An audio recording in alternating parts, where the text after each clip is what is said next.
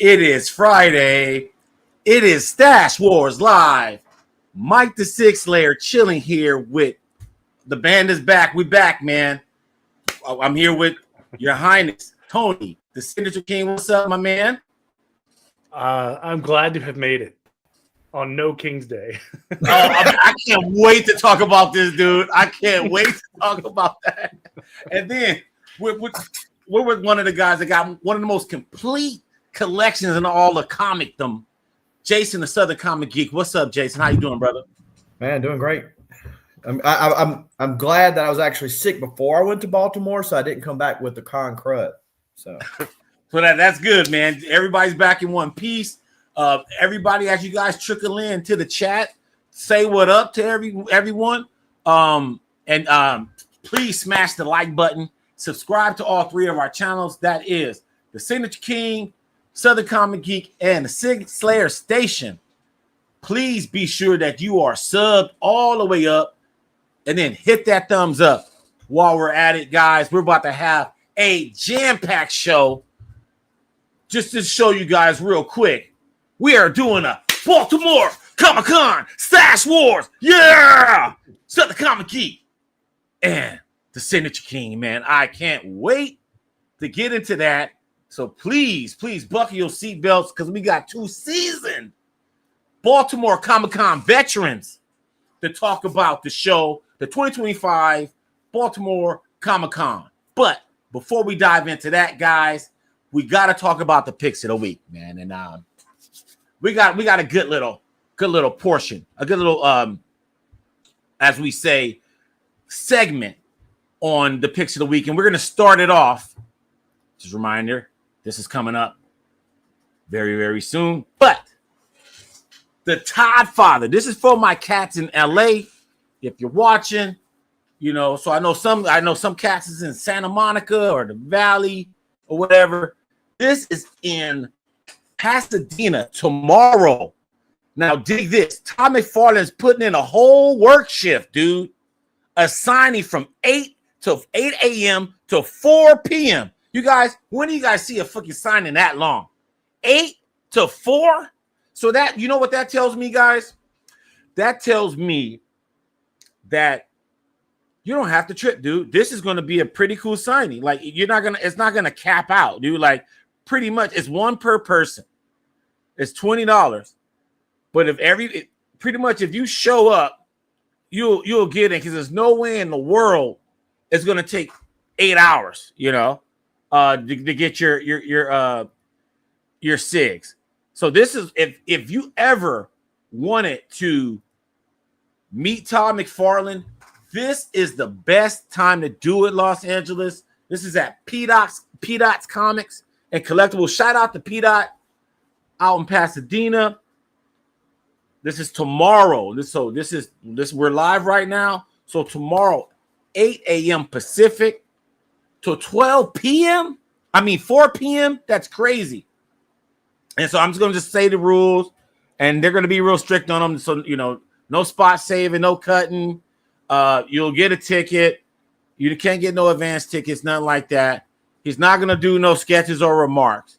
But this is for the charity, guys. This is for, I don't know if you guys remember the crazy fires in LA, guys. And in particular, there's a community just adjacent to Pasadena called Altadena that was hit really, really bad. The Eaton fires. And so Todd McFarlane is donating all the proceeds of this signing to victims of the Eaton fire. So once again, this is why the Todd Father is cool, guys, because he's doing things for the people. So even when he's charging $20 a SIG, it's not even going in his pocket. It's not even going in his pocket. So you can't even complain. And then the cause, everybody in the nation saw those fires in LA. And so the cause is worthy. And I think this is going to be one of those days in LA where Todd's going to meet, like, not just comic book fans, but people, like the people that watch the movies, the people that watch that first Spawn movie, that crappy Spawn movie, the people that watch the Spawn HBO show, people that love Venom, all of that. LA is going to stand up. But the one thing that I want Todd to not do tomorrow, and I saw his IG post, and he was completely draped in Toronto Blue Jays gear. I'm telling you right now, you're going to Heart of Pasadena. The game is tonight. Win or lose, they won't care who the hell you are. Do not tempt those Dodger fans, man. Us Dodger fans, we could be crazy. So I would just go in there and just wear some good old image gear. Don't wear no Blue Jays. Oh no, don't do that. Not in Pasadena. Oh no, you would definitely get at least spoken to by several people, if not heckled for that whole 8-hour shift. That's a long day, So I just want to put that out there. But I just want see it. What if you could pick one Todd, right? And I want you guys to talk about this, because it's one per person. Which Todd would you get signed? Who So Tony, have you met Todd McFarlane before? I have not. Never had the pleasure. So let's say there's a charity, in your community, and he was at LCS maybe 15 minutes away from you, 20 minutes away from you, and it's just $20, and you only could get one. So and it's charity, so it's like boom, I could get that guaranteed Todd that I've always wanted. What would it be? Jeez. I don't know. Probably that $700,000 piece of art. Oh, you got it, huh? So you saying you want it? Oh yeah, definitely. My wife totally let me spend $700,000 on some art. No, but if I could get my hands on that Batman 423 in good shape, like a serious 9/8 candidate, I probably would go 423 or a Spawn #1, either one. So 423. So Batman 423 or Spawn #1. SEG. He's at your LCS or your LCS's main rival, and it's $20 for a charity, somewhere locally in the community.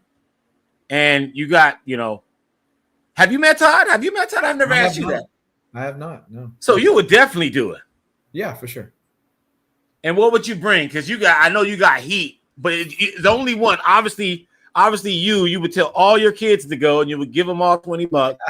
And it's the benefit of having a big family, right? Yeah. Yeah, just go there, squat up, and take them to their favorite, restaurant afterwards or whatever.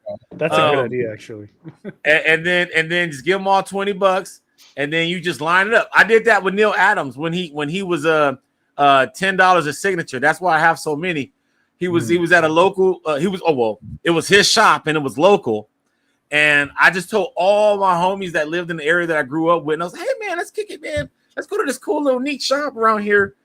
And I'll give you $10, and then I'll treat you out to lunch. And dude, so it was like people that had nothing to do with comics, man. And so I bet you there's probably going to be at least 10 parties of people doing that tomorrow. And I don't know if they're doing CGC or what. But what would you do, SEG, if Todd McFarlane was in your neck of the woods? Oh, that's tough. So Hulk 340 comes to mind, which is the classic Hulk and the reflection of Wolverine's claws.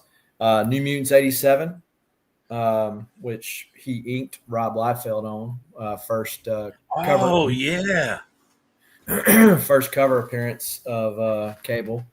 First full appearance. So those two come to mind. So Hulk 340 or New Mutants 87 is what you would bring. And guys, we are talking about Todd McFarlane signing tomorrow at P. Comics. And so if you're in the Los Angeles area, even if you catch us on the rewind later tonight, it's 8 to 4, man. That's the widest window I've ever seen of of comic book signing. That dude's chilling. He's putting in a whole shift. Now, here's the other part I wanted to mention about this. This is all because King Spawn 50 just released, I want to say last week or this week. And they're going to also be pre-signed copies of King Spawn signed by Todd. So you will have a chance to get more than one, because I know he's probably going to sign a shit ton of them. And that's going to help the sales for P-Dot's comics, you know, because they're all going to be his stock, and he's going to move them, and he's probably going to still upcharge a little bit, but some of that proceeds is going to go to the fires.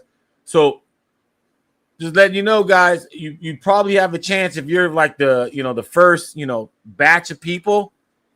You probably can get Spawn 50s as well to go along with your hot toddy. Yeah, I mean, Space Case. I'm going to say this with confidence because I've been in New York and I've been to Midtown Comics, so I've been to the great Midtown Comics, and I'm going to tell you this, guys. Los Angeles County is the mecca of comic books, man. There's nothing like it.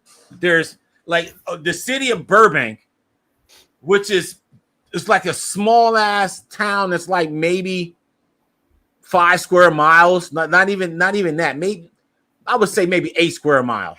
Okay, 5 square miles is small, dude. My town is 5 blocks.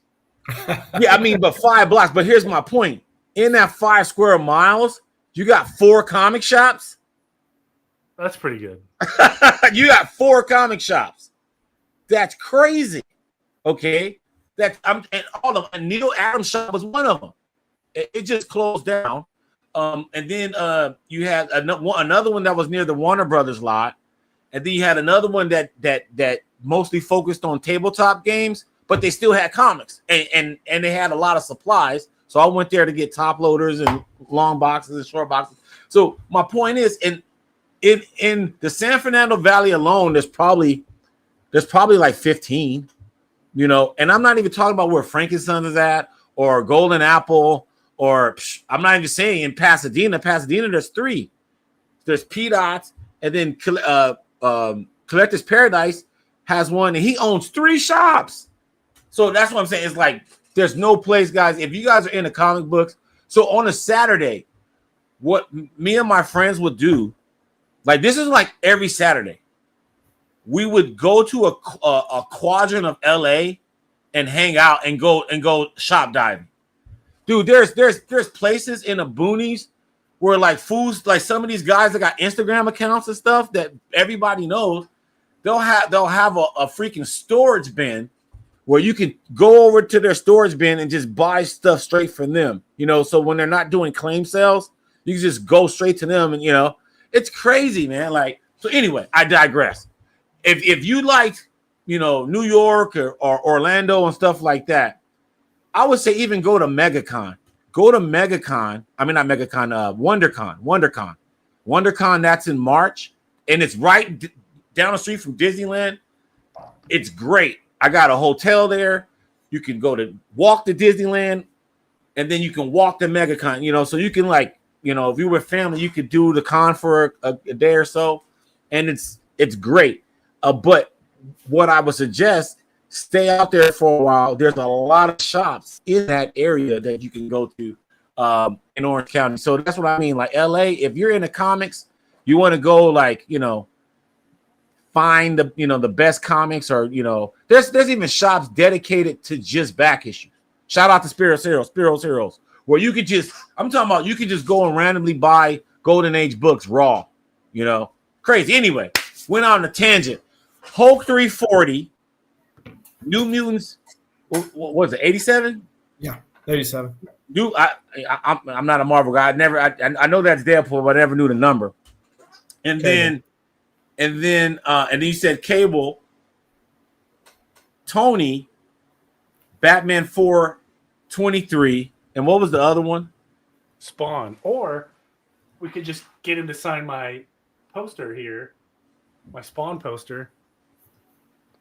Oh, the big yeah. guy behind me. Yeah, because I have this one where Spawn is actually beating Batman. So they made 2 posters: Batman winning, Spawn winning. So I have both. See, that's the other thing, guys. Speaking of posters, man, great segue. Great flipping segue. Put in your hashtag Stash Wars Live, guys. I got a bunch of these posters. This is Batman #1. I don't want to unfold it. I mean, I can if you want, but essentially is this image to the right there. But if you guys want this, I'm about to run it right now. Hashtag Stash Wars Live. And yeah, I'll give this away. Yeah, it's and I have more. This is the first one, but I'm going to give this away today. Yeah, they were giving those away at the DC booth. So if you want that, and actually, obviously, to me, at New York Comic Con, they were getting a lot of the Gabriel Delato Batman #1 sign, but I felt, in my humble opinion, that this one was the best. The one to the right there. The one to the left, that's actually issue #2. But Batman #1, that's the cover A. I just love that cover. I just thought it's cool, and the 6 came out perfectly on that when I got it. So yeah, man, hashtag Stash Wars Live. If you want that cover, Batman #1 cover, and it's a nice size. It's a real nice size. Hashtag Stash Wars Live. What up, guys? It's going fantastic here. So I just wanted to just say one last time for anybody that's out in LA, anywhere near LA, Todd McFarlane is going to be at PDOTS from 8 to 4. Like, I can't stress that. That's all day, dude. So there's that's like hashtag no excuses. Like a casual can pull up tomorrow. You know what I mean? Like, that's what that means. Like, a casual could pull up. Like, if I was there, you know what I would do? Obviously, I would be multiple men. But like, if I was like really like dude, still like hard, I still need to get more Todd McFarlane signatures. I'll even bring my dad. I'm like, hey, Dad, roll with me over here real quick. Here's $20.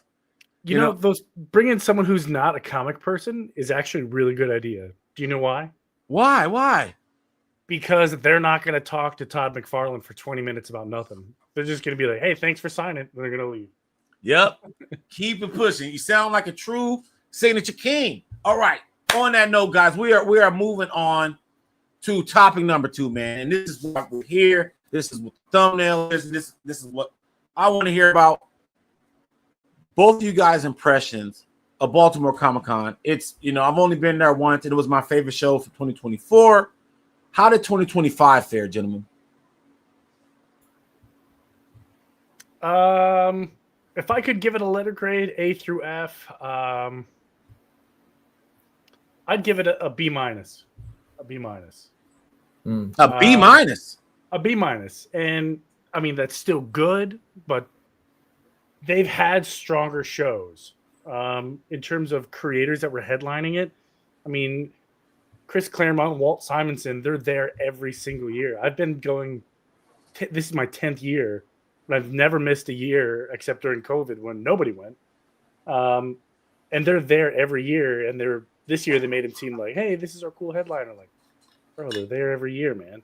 Yeah, their line is always absolutely absurd, but that's normal. It's been like that for 10 years. But yeah, I got to meet a lot of people I've never met before in terms of creators. So that was nice. But yeah, B-. And then okay, but what makes it a B? Okay, so now you're making me, because you have to give us some kind of consistent scale. I know you're a numbers guy.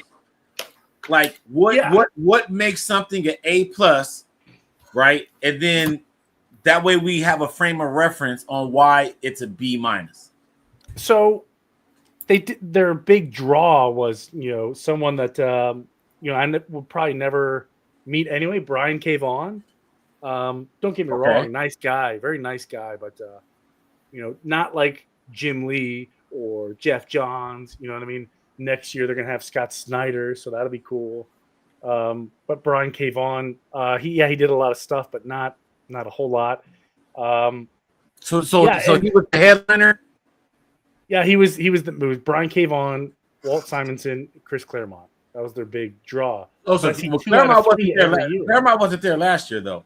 He was scheduled, but they had the Cassidy funeral that a lot of people canceled so they could attend, which absolutely makes a lot of sense. Like, not holding anything against them. But yeah, I mean, he's been there pretty consistently over the last 10 years. So to me, he wasn't a big draw. Seen him plenty of times. Never decided to wait in his line all day. So it was like Brian K. Vaughan. He did a lot of Vertigo stuff. It's the shit that wasn't in your pool. Ex Machina, Last Man, that kind of thing. Yeah, it just wasn't a draw for me. But then again, I'm sure he sold a lot of tickets, but he didn't sell out like Jim Lee did or Jeff Johns did. They sold out like pretty quick. Well, yeah, I mean, those guys. I mean, Jeff doesn't. I mean, you saw him that year. Have we seen Jeff since? That was the first time I've ever seen him in my life. He was signing hard for like 2023, 2024, and he'd be around, but he hasn't done anything like formal. Like, he'll be at the show, but he's not doing, so that type of thing. SEG. Pretty sure SEG broke something. Give it a letter grade and then explain. I'd go with a B. I'd agree with Tony's. Me and another guy were talking about this when right before the con got started, was that we can sound kind of spoiled because we go to so many cons, so that whereas somebody says, Walt Simonson, are you nuts? Man, that's a great headliner. But to Tony's point, like, he goes to the show every year, right? So and Tony's done got or had an opportunity to meet him, get whatever he was going to get signed. And so, somebody that hasn't met Walt Simonson, hasn't met Chris Claremont, that type of thing, it's a great show. It's still not as good as Heroes, but I mean, it does have a lot of pluses as far as it does have a lot of creators. The lines were typically, if not long, there were windows that you could get in, and get stuff signed. You could have other people in, like Mark Wade's line, for example, and text you and say, "Hey, get over here quick! Get over here quick!" And have me come run over there. So, yeah, I mean, it's still a good show. I think last year was stronger, at least to me, than what this year was. But everybody can have an off year. And again, you go to so many cons and you start to get, sound spoiled, that you. Well, okay, so SCG, stay with you. What was your high and the low? What was the highest point, lowest point? Because every con you're supposed to have a moment, or else what makes it be a B? You know what I mean? Or else it's a C or a D. You know what I mean? So you have some kind of moment to give it a little, fun factor. Was it something that you picked up? You don't have to mention it yet, but was it that kind of moment, or was it a moment where something cool happened where you didn't expect? No, I really, it was just an overall. It wasn't no like great moment. We had I got to meet up with several folks. We went to the art meetup and exchanged portfolios over dinner. One night there. Got to walk up and not stand in long lines to get creators to sign stuff. That's always great. Saw Tony again. There was one creator, which I'm not going to name them, that I was excited about seeing. And he's a super nice guy. Reason why I didn't say something about it to him, but, had kind of a rough experience with that one at the show. But again, just overall a good show. What's up, Tim? All right. So, any high point, low point for you, Tony? Yeah, high point. Just what Jason said is just meeting up with people in the community. it's always a pleasure to hang out with Southern Comic Book Geek. Got to meet Digger Jim for the first time.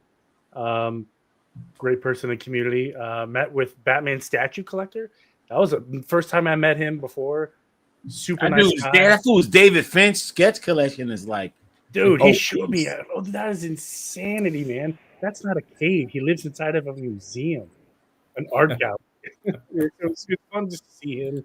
I would say at low point is I didn't know it was discriminate against King's Day. That was the funniest thing. Yeah, that. Yes, man. Please break that up down. So it was during the No Kings protest. And let me back up. So they decided to hold Baltimore Comic-Con on the same day as the Baltimore City Marathon, and they shared. It goes right down the street, so it was already a pain in the neck. Baltimore sucks anyway to get around, but it was extra sucky. So I'm going through trying to cut through the marathon and stuff, and I had to walk right through the No Kings protest. I mean, right down the middle of it. And you were dressed in your attire. Yes, as you see. So, and like, you know, people can be, you know, kind of jerks. And people are like, not like getting in my way, but they're like taking that half step. So like we bump shoulders, you know what I mean? I was like, okay, Baltimore. Like, so they thought you were trolling? They thought I was trolling, but I didn't know what it was. I didn't know what I was like. I thought people were just being jerks, you know. And then good thing the cops were there, because now it makes sense why nobody really did it. I mean, there was a place was absolutely crawling with cops. There's no way someone could have done something and got away with it. It's impossible. But they were probably thinking like they thought you was trolling the actual yeah, they thought I was probably trolling the event. But had they known, had they beat me up and took my bag, like, dude, why is this guy carrying a bunch of comic books? Like, it's not intimidating at all. And then Jason and I were stuck in the Mark Waid line, and I told Mark Waid the same story. Dude, he thought it was the funniest thing. Yeah. Yeah, it was really funny to tell that to Mark. What kills me, man, is those cats' fault. I get what they're protesting for.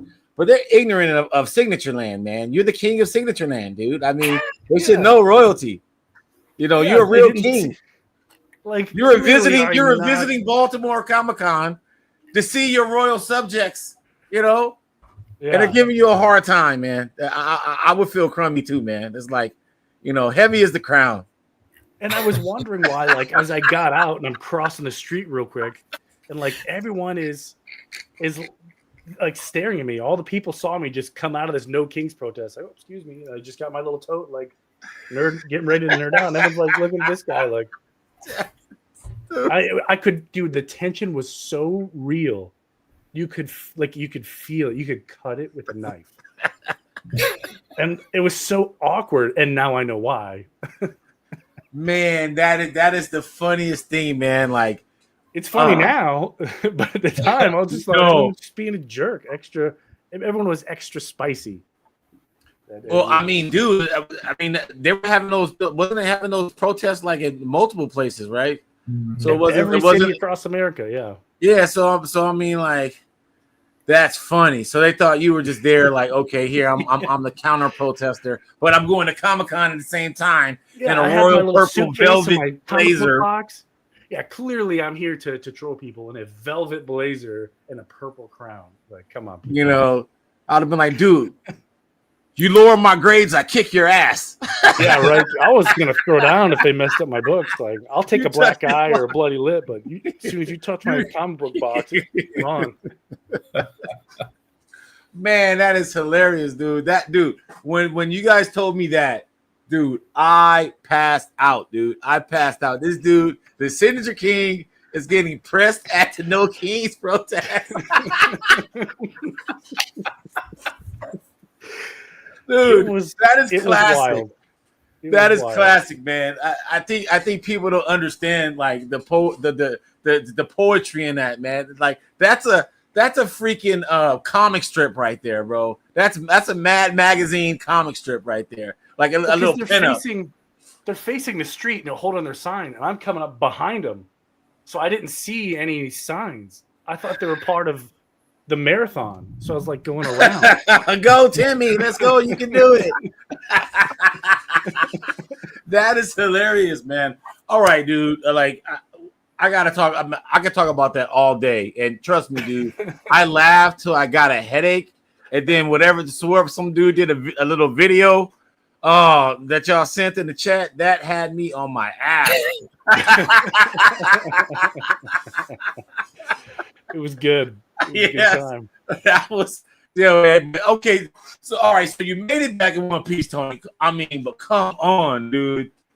That should bump it up to at least an A minus. That is a classic story, dude. The best type of trolling is unintentional trolling. Dude, then you just get the full confidence, like, yeah, I'm doing it. Like, no, you got trolled. That's the whole point. You got trolled. You weren't doing nothing. Yeah, you're right. You're right. But like, I didn't. They were setting screens on you, dude, like they're Charles Oakley.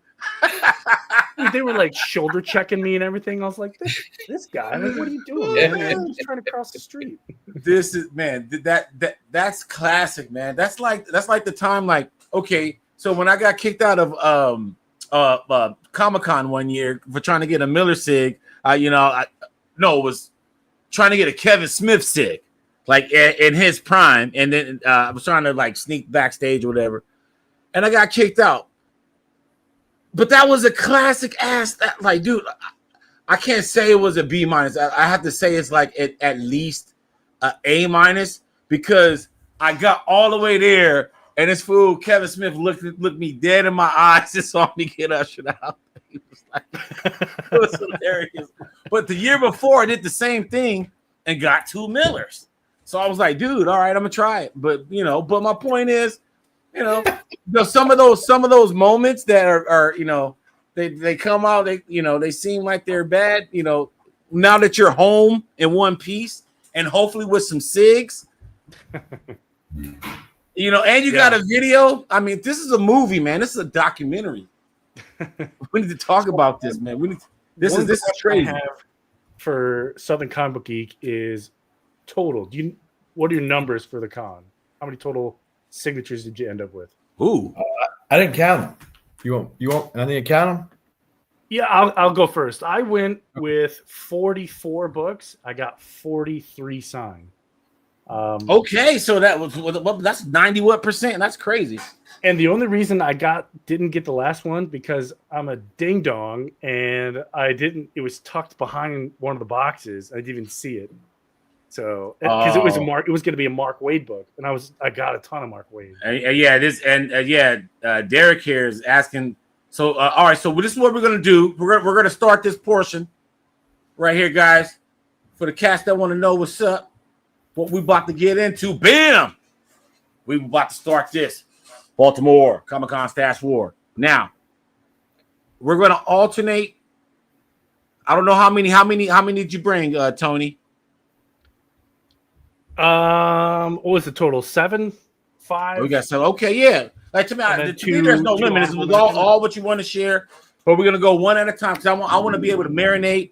And then so you said because you said B plus. I said B minus. Oh yeah, you said B minus. I said B minus. Yeah, I just said B. Just B flat. Okay. Yeah. So B and B minus. So I'm based off what y'all get. I'm gonna kind of grade based off what just the raw data, which is what y'all presenting in front of me, and based on how cool I think it is, I'll weigh it against your grade, because then I'll know if you're in fact spoiled or not. Okay. I know. All right. I know. So you want to start this off, Tony? Yeah. I could do that. So. Convention first for me. I've never met this person, but they were really fun to talk to. I know Southern Comic Book Geek got stuck in that but talking to that person for a while. I'm curious to how his interaction with this person ended up, because I know they were talking about something else. And that person is on my Blue Devil book, the first issue of Blue Devil, not first appearance, Paris Collins, who did the cover and interiors. I still haven't met him, dude. See that off the rip. You met him before? This was my first time. Never met him. See, Super nice guy, very talkative. He wanted a picture with me, so there's a picture of us. So because you're the fucking signature king, dude. Come on, dog. Stop being coy, dude. It's starting to piss me off now. You're the signature king. yeah, You're harassed for Christ's sakes. but it was fun meeting him, talking with him. Just an awesome dude. Yeah, Pennsylvania native, so we were chatting about Pennsylvania stuff. So very fun interaction. Man, that is fantastic, man. I never met Paris Cullins before. Like, he's someone on my list. That's another reason why I do like Baltimore, because there's people that show up at Baltimore's and the SEG you mentioned Heroes. They only kind of show up to one of those two. Mm-hmm. And so if you want to see those guys, you got to kind of make it at one of those two shows. And Paris Cullins, I haven't met him at any of the shows that I've been at. Or SEG, first up the bat. I do got some stuff queued up. You just let me know when you want to, at what point you want me to do that for you. Yeah. So Paris was actually a last minute ad, wasn't he, Tony? Yeah, they added him like 2 days before the show. Yeah. Yeah. So it pays to pay attention to that list, because I was able to, like Tony, throw some stuff together at the last minute. Hey, Gabriel, do me a favor, man. If you're chilling tonight, definitely call in, because we're going to have a call in portion. Definitely tap in. I'll put the link in the chat in a little bit. I want to see Tony SDG's haul, but holler at us later. Let me know if you want to hop on later. All right. Found when we were there, we would have hung out a little bit. Right. Yeah, he was there. All right. So this is Exo Manowar number 50. This is, I believe, a 1 in 25 variant. And I got it signed 3 times at the show. So it's always nice to get something. I see Robert Venditti. Who are the other two? Yeah, right there. Kerry Andrews, which was the first time I had met him before. Never met him. There you go. He's a nice guy. And Fred Van Lent. Never met. Yeah, so there you go. Yeah. So damn, I got some Batman covers for Kerry Andrews, man. That's cool. So that he was at the show too? He was. He had a super long line, and he was actually, wasn't he right next to Paris? And as long as I sat waiting on Paris, I was able to just walk over there and get a signature. I thought he was next to Middleton. Maybe I'm thinking of somebody else. He is. Middleton was on the other side. Oh, so both are right. Both are true. Yeah. Mm-hmm. Okay. Yeah, it's weird. Do you say his line was long? When I met him at C2E2, I just walked right up to him on like peak of Saturday. Not a single person. Friday when he was there, it was packed out. He was one of those that had a line wrapped around, which I will say one of the positive things about Baltimore, they're very good about showing where their line ends. Line management. Yep. Yeah. That's a big thing with big guests, So, Tony, I got to ask this question. Since you asked SEG a numbers question, how many SIGs did he pick up, right? Now, do you go into the show? Obviously, we want to look at raw number 6, right? But I also, I'm going to ask you this question. Do you also think about first-time SIGs on books? Like, do you come in like where there's books where they haven't been signed before versus books that you're trying to add, double up, triple ups up on?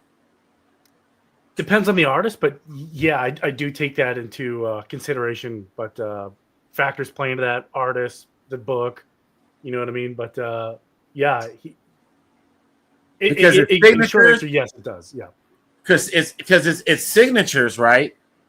But then there's also books, and so we always got to make that distinction. So we're trying to get as many books signed, right? And then in that same process, we're trying to get as many signatures on those books signed. So it's that ongoing ebb and flow.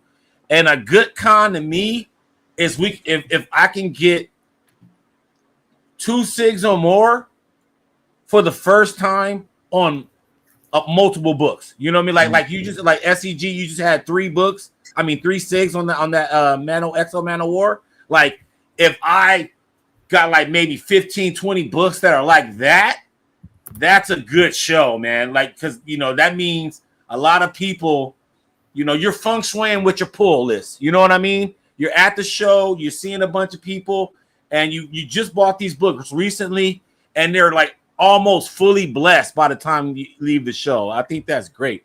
All right, so Signature King, you are up next. Let me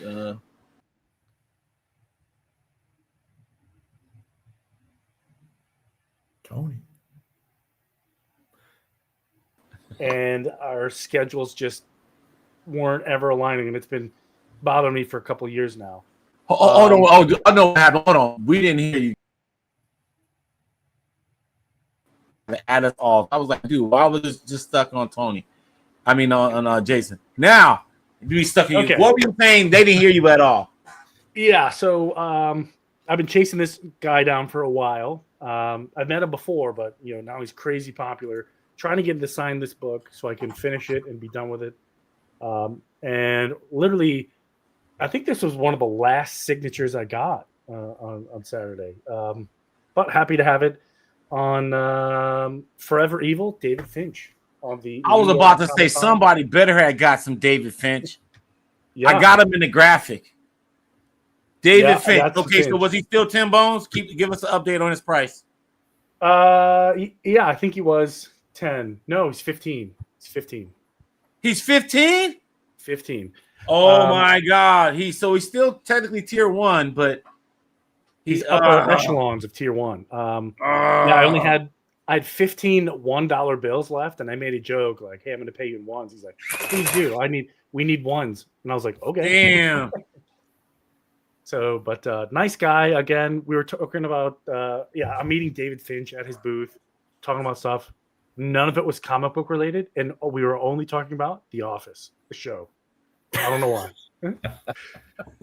He was talking about how he watched the British version, and it was cool. And I told him, do yourself a favor and watch the Saudi Arabian version. I have no idea what they're saying, but it's awesome to watch. Way more fires than what I remember in the other offices. What? But yeah, it's cool. But it was a lot of fun to chat with David Finch, per usual. And I think I'm going to be done with David Finch for a while. $15? I'm done. Yeah, I'm done. I've got everything I wanted. I'm done. $15? Okay, yeah. Unless something crazy comes out. I'm done. I'm good. Oh God. All right. So thanks for that update. I got a couple signature updates we'll talk about in a little bit. But SCG, we're on your second one.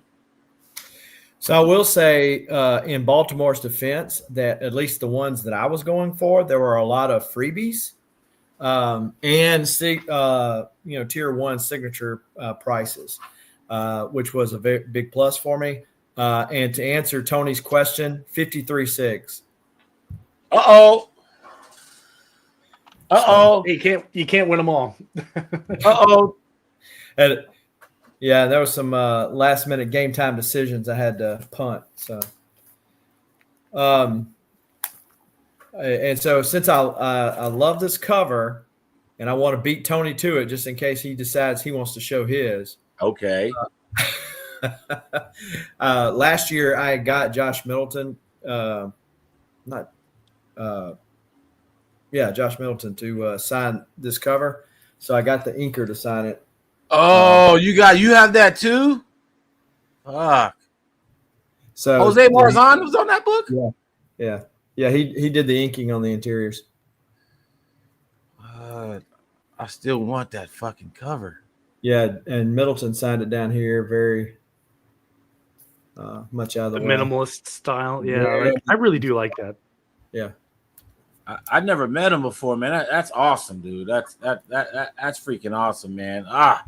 Josh Middleton. Okay, so I never met him before. How much was the SIG? 10. Yeah, so 10, so tier 1. Okay, and then Marzan, was he free?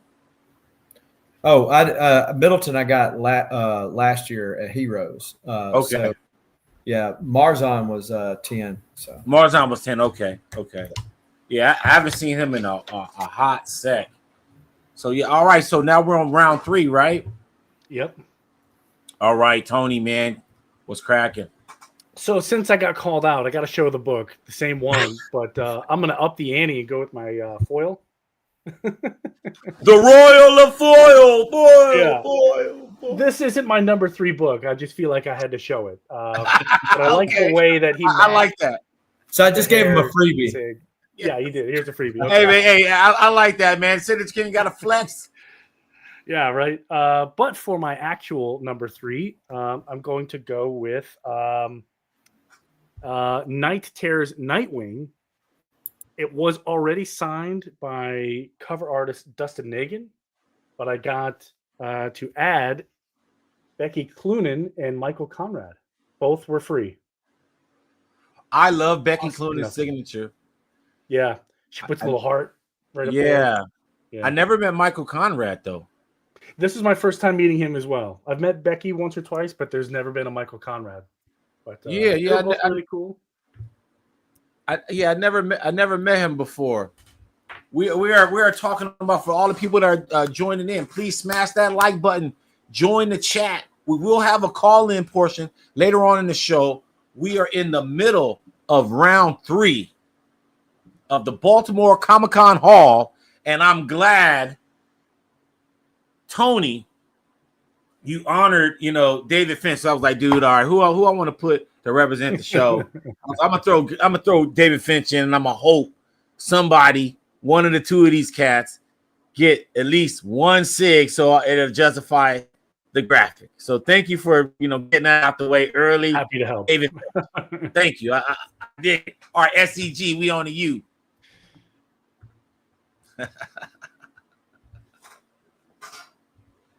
Oh, you're muted. You're muted. Yeah, muted. There he is. Diego, I haven't shown the original art yet, so you haven't missed anything. So Exo Manowar Unconquered. Last year at Baltimore, I got Liam Sharp to sign this. This is the 1 in 250 leather variant. Leather variant? Leather. Yeah. The cover's leather? Yeah. Smells it. Dude, that's really cool. I kind of like that. And so Becky Cloonan and Michael Conrad sign here. Dude, that is awesome. Who releases Exo Manowar? What publisher is that? Valiant. So that's a new book? Came out, let's see, what is last year before last? So did Valiant still make comics? Yeah. Uh-huh. Yeah, I knew that. But I just never seen that cover before. Man, I don't yeah, know. well, it's a 1 in 250, so you got to think, okay, how many shops are ordering 250 copies of Exo Manowar Unconquered, And that's the key right there. Mine. Yep. But yeah, so so you can't really see Liam's, and if you ever seen Liam's signature, it's really weird anyway. Yeah, it's like a scribble. He put it in black. It's like hieroglyphics or something. He put it in black. Yeah, man. Man, just pop him upside the head, dude. God damn it. That's a perfect opportunity to use a paint marker because that leather will absorb it really well. Yep. Man, but that's a hot book. I like that cover. I think that looks really good. Let me check the chat real quick. Yeah, man. I don't know, but I want to have you and Carl on Stash Wars just to talk about Valiant because I don't know nothing about it. So I'm talking to you later about that. But yeah, that was a cool cover, man. It kind of reminded me of the Rorschach Journal. DC had the from the Watchmen, you could buy the actual Rorschach Journal, and it kind of looks like that, but it's cool. That's dope. So now we are round 4, and Tony, we B minus. You said pairs so far in this lot. One person that you haven't met, right? And that was Paris Cullen, right? Yep. Everybody else is par for the course. All right. So what else you got? It's funny because SEG was saying he got black ink on a dark cover, and I hate that too. That drives me nuts. But I think I have one here that might beat it. And this is a really odd book for my collection. For those who know me, but I have Ninja Turtles Black, White, and Green 1000 variant signed right here by Declan Savely. And you said 1000 mean like 1 out of 1000, like a ratio? 1000 convention exclusive. This was one of the exclusives for New York Comic Con last year, I think. Like the super cool variant. But there we go. That was a good shot. Keep it there. That's a good shot right there. Type of marker he used is called liquid chrome. So it wasn't paint. It was, I don't know what it was. I've never seen it before, ever. So this is another first for me. So now I got to go out and find liquid chrome markers. And I didn't realize he's like, yeah, I'm going to use silver. And I was like, okay. When he was done, I was like, wait, why did I just agree to that? Looks silver on silver.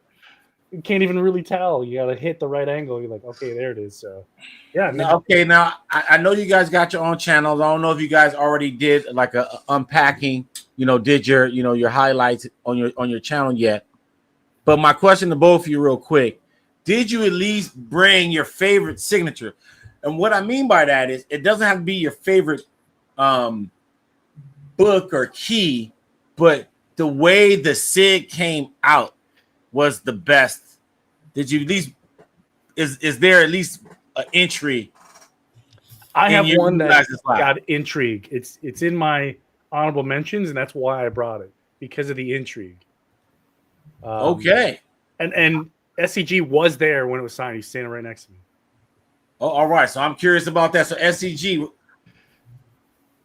All right. So we're on 4. Yes. You bottom of the 4th. All right. So bottom of the 4th. Let's show the X-Men art. Yes. I've been waiting on this right, y'all. Give me 1 second. Bam. All right. So they had a art drop for this is the X-Men of Apocalypse, which is, called back to the Age of Apocalypse from back in the 90s. Simone DeMeo, who's known for his, Batman and Robin stuff, where he was doing interiors there too. Recently started work at Marvel. Wanted to get a page, struck out. My internet went too fast. I snoozed, whatever the case may be. So I seen Matt DiTullio, who was there at the show. He told me to come over. He said, pick out a thing, and I'll call Simone and get you a deal on it. Because he knew I had missed out. So managed to get this page. Picked it because of the good representation. You've got 5 of the X-Men here: Magneto, Rogue, Blink, Gambit, and Morph. And you also got a nice Magneto right there, and Morph, doing his Morph thing. So he's so clean in the way he draws. I mean, you almost think it's digital, but he's got this really neat sponge technique. So was happy to that was actually the first art pickup of the show. And so this was something that you prearranged, and you was able to pick it up. No, I missed out on when they dropped it on Comic Art Fans. All the pages that I originally went for, I missed out on this particular page. I was kind of like, well, let me wait till I get to the show. So when Matt called me over and we were able to work a deal with it, I went ahead and picked it up. Man, like I remember, yeah. Oh wow, it totally looks digital.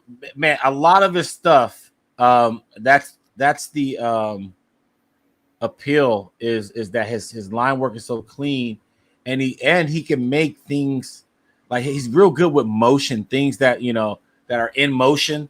That's what makes it look digital. You know what I mean? Like the stuff that he draws that is in motion. We interviewed Jeff Loeb just before this issue dropped, and this dude could not speak highly enough of Simone DeMeo. I know him from the Batman and Robin. You know me, I'm a DC guy, but we live in a Marvel world. As I say, here's my new quote. Don't steal it, guys. We live in a Marvel world, but Batman shit. All right, and he did Batman shit first. And now he's moving over to the Marvel world, and now he's about to get all his flowers. Now everybody's gonna be like, "What? Who? What? This dude?" And he's about to start blowing up even more than he already has. And it's great that he's getting an opportunity with a person like Jeff Loeb that has a lot of cachet. So this is great. And just speaking on this the comic art fans this art drop, that was an active night. Oh my god. I don't know if he sold everything, but he sold damn near everything. Yeah, he sold I think the cover to number 2 sold. I know that the number 1 cover sold, and several of the issues or pages sold. There was a few left there with Matt. But yeah, I mean, if you look at that shadow up at the top where Morph is doing the salute, I mean, it's just amazing what he's able to do. And he actually colors this too. So he does his own coloring on this. So he does everything. Oh, I mean, this dude is pretty good, man. He's pretty good, man. That's crazy. That okay. This is, I don't know if that Simone's first Marvel.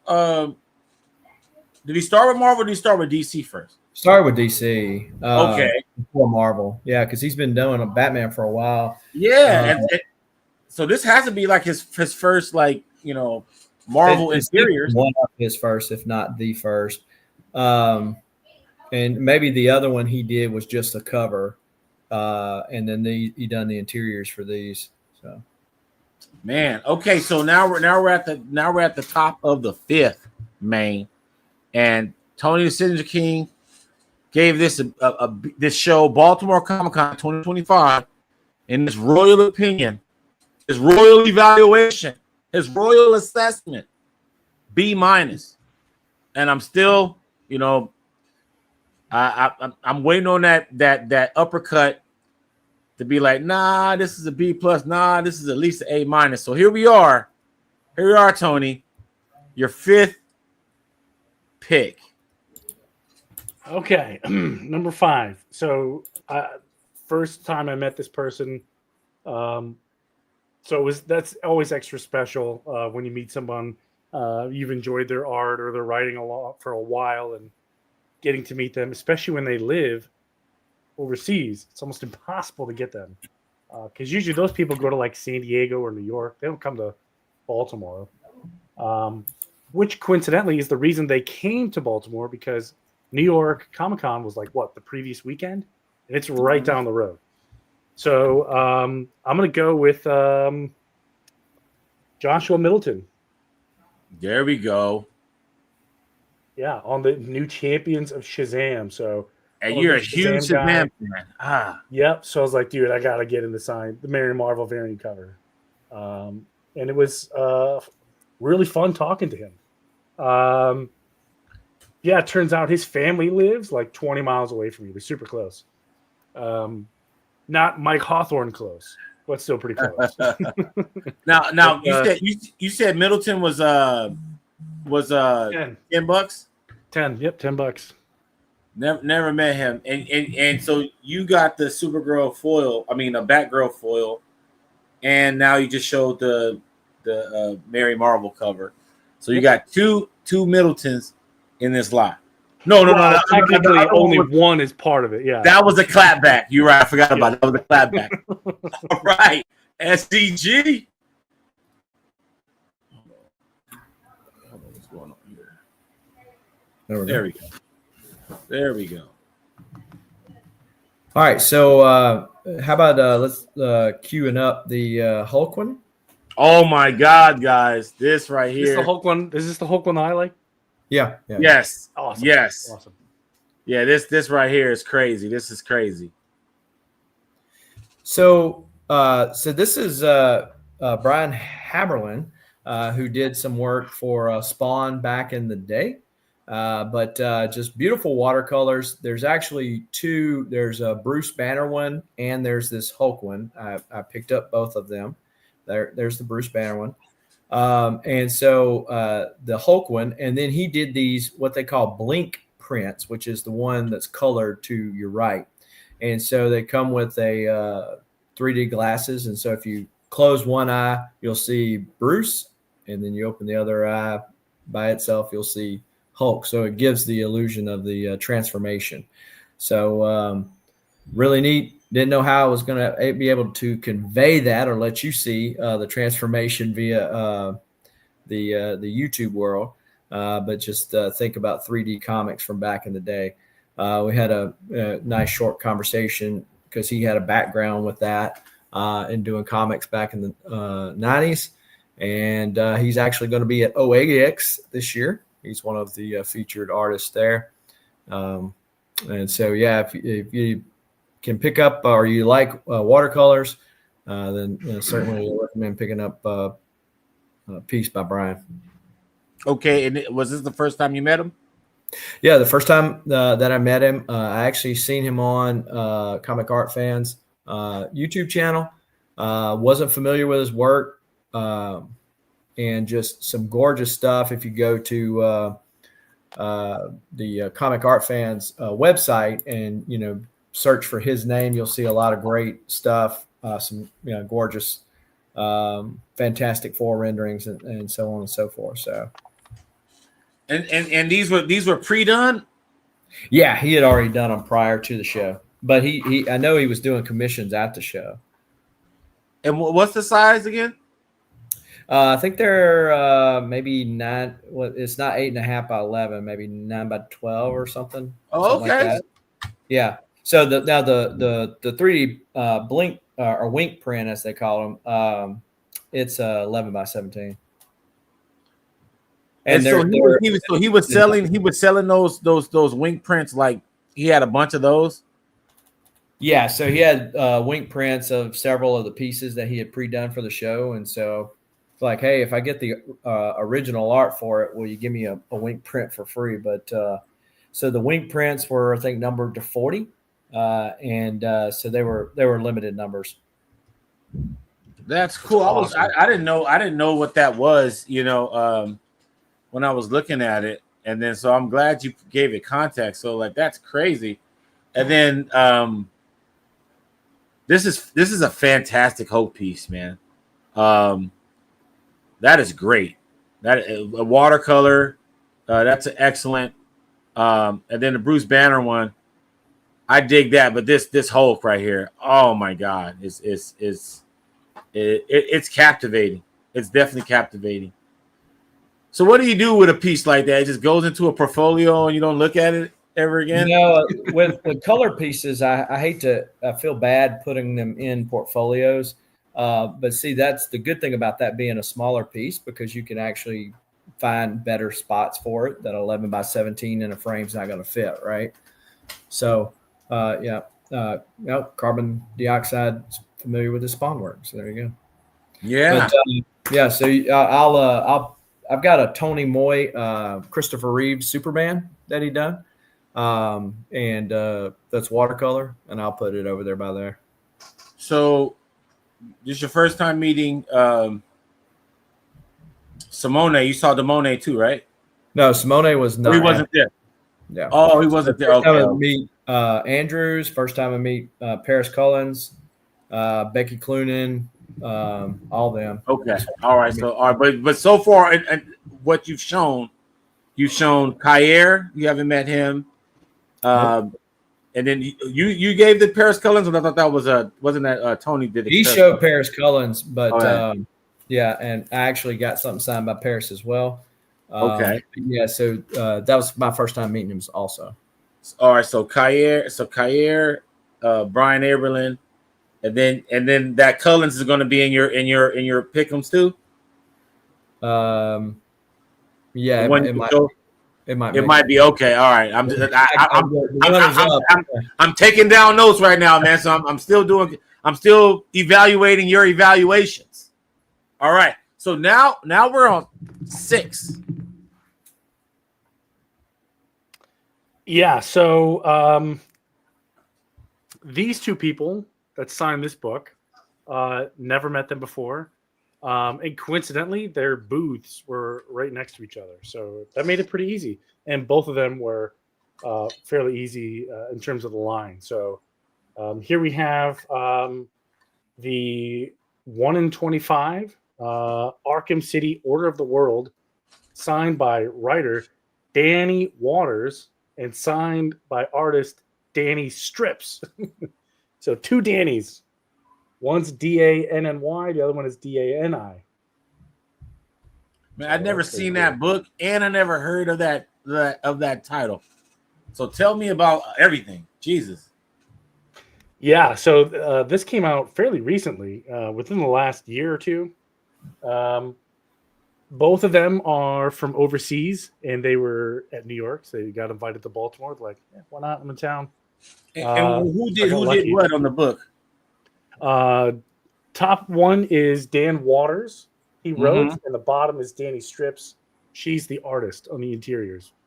Got it. Yeah, and he's from the United Kingdom, and she's from Greece. But it was fun to meet both of them for the first time. Kicking myself, I did black on a black and white cover. Should have done gold. I don't know why I did it. That's something maybe I could improve on. I brought my markers, but I just felt Okay, so pressure. they were Hurry up and go. next to each other. How many books did you have for them? Just This that is one? it for each of them. This is it. Just the one. Ah, so you could have quarterbacked the situation. Yep. Ah. All right, SEG. We're at number 6. All right. So I've got this book, Batman. Yes. Black and White. I think I might have actually showed it off on this channel. And so I did add some signatures to the interior here. So I added Chip Kidd and Michael Cho and Cliff Chang. Have you met Michael Cho before? He was there last year. I didn't get him to sign anything last year, though. What about Cliff Chang? You met him? I've met Cliff before. I've never met Chip Kidd. I never met him, man. I'm still trying to meet him. Yeah. So Kidd and Cho are right beside each other. Nothing for signatures. Yep. How was their lines? It wasn't too bad. There's like one or two people in the front of them. They done some book together that they were pushing, but yeah, they weren't bad at all. And then, like I said, when you get signatures for free in this day and age, whew. That's a dope book, man. That's the whole Batman Black and White Volume 2 hardcover. Yep. With the Silvestri cover, and yeah, you got quite a few legendary SIGs in the inside of that. That is pretty awesome. And Chip Kidd, he doesn't come around often. Yeah, similar to Tony's, signature issue. I make a list prior to going to the show that has every person, and if I will pay attention to the list, I won't miss books. But Becky Cloonan did something in this book. I could have got her to sign it while I was there, but yeah, Chip, man, love this 96. Yeah, Batman. Look, Chip Kidd is hard, man. I never met him before, so that's first time. That's great. Tony, you said 7. Yeah, so I'm on the last one here. So this one was the wacky signature we were teasing earlier, and it's really weird. It's weird. I've met this guy a couple times. He's signed lots of my collection. Every time I see him, I pull something out, no matter how obscure or random it is, and I get him to sign it because he's just a lot of fun to talk to. So, and that is on my Soviet propaganda Green Lantern book, Joe Stanton. So he actually wrote his name on the top in Russian. What? He knows how to do that? SGG and I were talking to him. He's been to the Soviet Union back when it was still the Soviet Union. And he's taken Russian classes, so he's well versed in Russian. Is he Russian? No, he's American, but he just likes Russia. So he showed me something cool. Let's see if I can find it. It goes this way. So in the corner of this book, in the art, let's see if I can get it to focus. His name again in Russian. Oh, wow. Oh, that's cool. So he signed the cover that he did in Russian, and he signed his name at the top also in Russian. It's a very cool, interesting book. But so that was quite the experience. Chatting with him and getting him to sign this wacky book with a wacky signature. Man, that's cool. Yeah. Never seen that, man. That's what I love about the stuff that you bring to the show.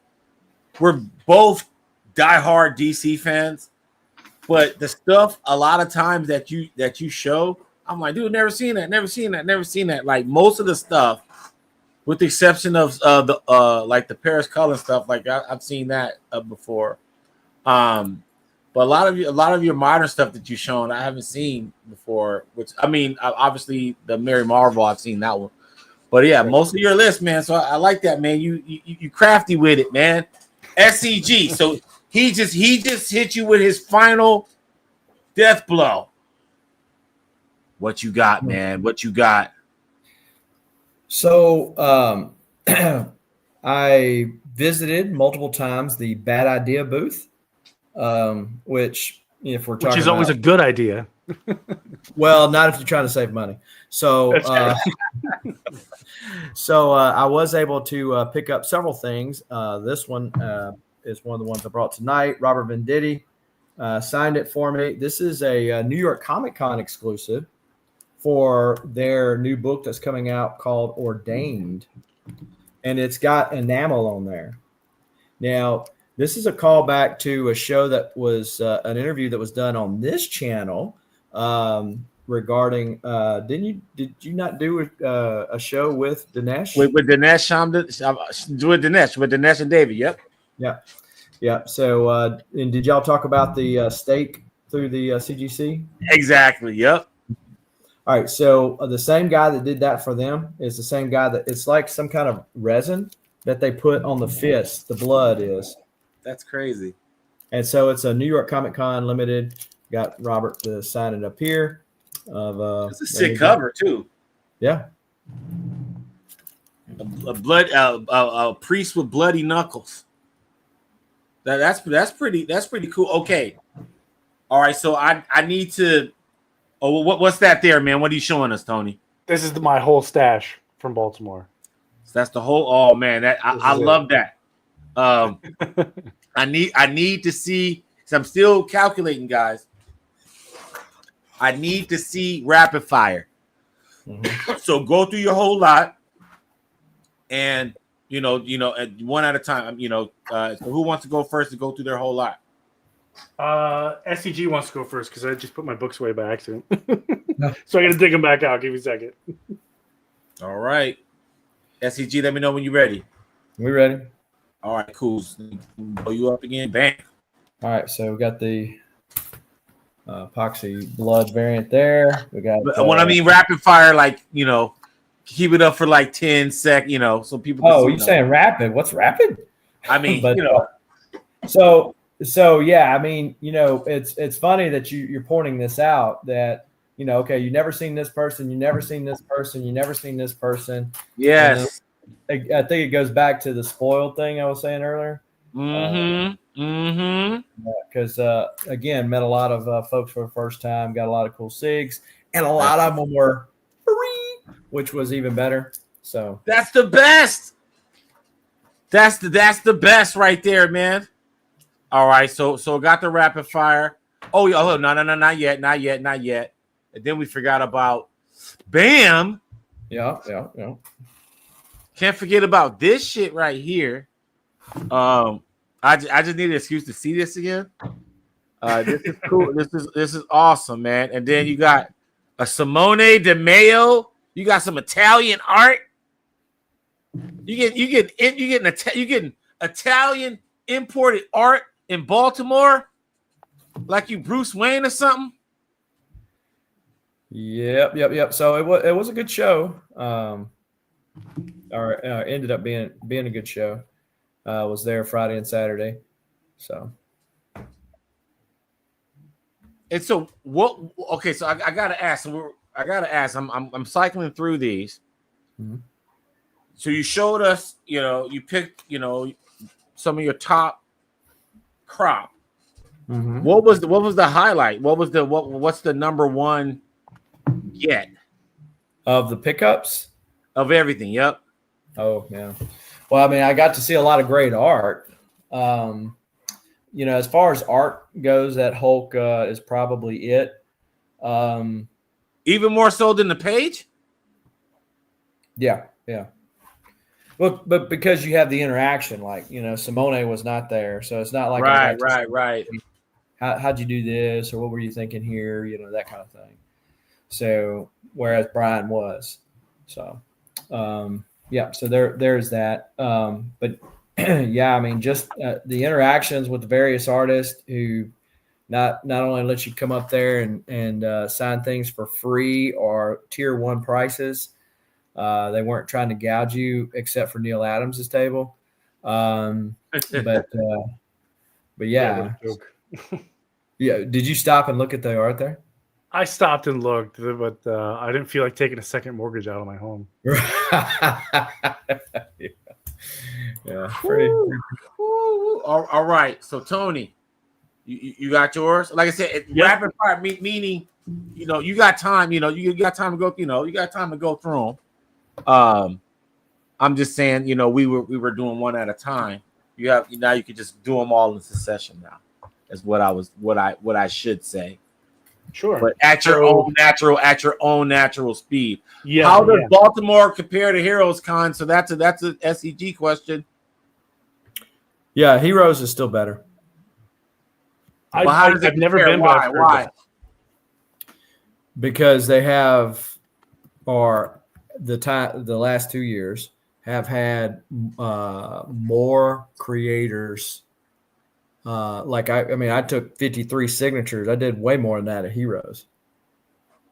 Yeah, so if you're just talking about meeting the creators and getting stuff, I mean, Heroes is a slightly better. I'm not saying Baltimore is bad. I might upgrade from a solid B to an A- or something. But what was Heroes for you this year? Because you went this year, right? Yeah. So what's the letter grade you give Heroes? This year, it was an A. It's an A show. Okay, it was an A. Yeah. It's hard to see guy commissions. Oh wait, you getting roasted by Viago, man.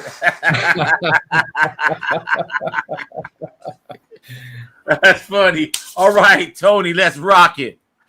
Yeah, I forget what order they were in, but who cares, right? No, it doesn't matter. Still doesn't matter. David Finch. So keep that up right there. So that and both of these were signed at Baltimore at one point or another. Yep.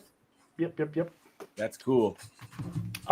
Paris Collins on Blue Devil, his first solo series. That's dope. But that's a classic cover. And that book's in great shape. It's a great shape. I think it is, at least a 9.4, maybe 6.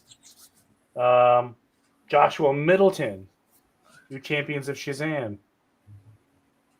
So this one was a no-brainer for me to get. I went outside the box and got me some Ninja Turtles. Man. Which is good. Everybody loves Ninja Turtles. Becky Cloonan and Michael Conrad on Nightwing, Night Terrors. And briefly, we showed the Middleton, another Middleton. And for a wild sig, we showed the Russian Joe Stanton. And another wild card, the last wild card we showed was Arkham City, Order of the World, Danny Waters and Danny Strips. All right, so now you got to tell us which one was your number one overall. I guess you have to watch my video tomorrow to find out. So your number one overall is in this lot you shown? My number one overall is not one of these books that showed tonight. All right, so which one is still good? Which one's the number one from that lot? Out of these, I'm going to go with Champions of Shazam. Right. Okay. Only because it's going to get slammed. It's going to go with the rest of my Shazam signatures on the wall, and it's going to look beautiful. So this is a perfect segue. Carbon dioxide. Let's talk about the SIG update, because I was going to talk about that, and this is a perfect segue to talk about this. So let me just go here to our overlays real quick. First off, who's the most expensive SIG right now? And that is Frank Miller. Frank Miller is easily, and this is what we do with the tiers. So we're going to explain all of that right now. So buckle up your seatbelt. So since he wanted to go for the biggest dog, the biggest of Willie's first, Frank Miller carbon dioxide is $80 raw. And then I always say, because this is tier 4, CGC Comics, because if you're like $20 or $30 or something like that raw, once you add all the fees and all the signature, stuff, it's going to be about $100 or close to $100 per sig, especially if you're getting your book signed through a facilitator. It's going to bring it into $100 range real easy. But if you just want to just a la carte be $100, Frank Miller's your guy. You want to spend $80 just for a name? Frank Miller's your guy. He is the #1 comic book signature. And then since we've been talking about it, we're going to go back down to tier 1. Now, SCG's experience, it gives me a chance to reflect on his. He mentioned in his own account that he got a lot of free SIGs, right, SCG? Yep. All right, so we got a lot of free SIGs. So free SIGs mean tier 0. We don't even put that in the mix because, hey, that's God's work. You come as you are and you bring them to the table, right? But tier 1 is when you got to start planning stuff and making tough decisions. Do I bring 1? Do I bring 6? Do I bring 4? What's the difference between 2 and 4? Do I splurge on this guy, shiest on the other one? I don't know, right? This is when it begins. And $15, damn it, that decision gets a lot more heavy. And you guys mentioned David Finch went up. So he is now $15, guys. David Finch is $15. Letting you guys know. Both terrific hard, man. It's fantastic. Yeah, easy money though. But wait, there's more. He's the most expensive. By your comment, it seems like you wouldn't be interested in buying one of those. But these other guys, but here's where these guys add up. This is how your con could get expensive really quick. 2 SIGs is, for David Finch is $30 now. That's a big change. Here's another one that I thought. Let me just go to tier 2 real quick. And here's a new tier 2, guys. I just made this slide today. Jeff Loeb and Gabrielle Delato are on the high end of tier 2. So now they are $40 now. And I saw Jeff Loeb last year at Baltimore Comic Con and he was $30. It's funny you mentioned Jeff Loeb. Someone said that he's $60 at Baltimore Comic Con now. Okay, so guys, keep in mind, I was in New York Comic Con the week prior. Yep. I had Batman 158, right? So this is my own personal account, right? So I have Batman 158. It's already signed by Jim Lee, Scott Williams, Allison Clare. All of them were free SIGs, by the way. And I was like, okay, I'll pay $30. I was like, dude, so you mean I got all of these guys for free? All right, $40, that's a steal. That's $10 a piece. You know what I mean? When you look at it that way, that's fair. So I was like, you know what? I'll pay for the $30. I'm sorry, not $40. It was $30 because that was the last time I bought a SIG from Jeff Loeb. Was last year in Baltimore. It was $30, and so I was like, all right, dude, $30. That's less than $10 a SIG. So fine, boom. So I go to the line at Essential Sequential. They were like, oh, you just won? I'm like, yeah, that's $40. I'm like, what? Hell no. So I couldn't do it, right? All right, here's another price hike. So Gabrielle Delato is from Italy. So we all know that, right? Especially the art people. You guys know that. Jeff Loeb has been increasing his prices before I ever got a chance to meet him.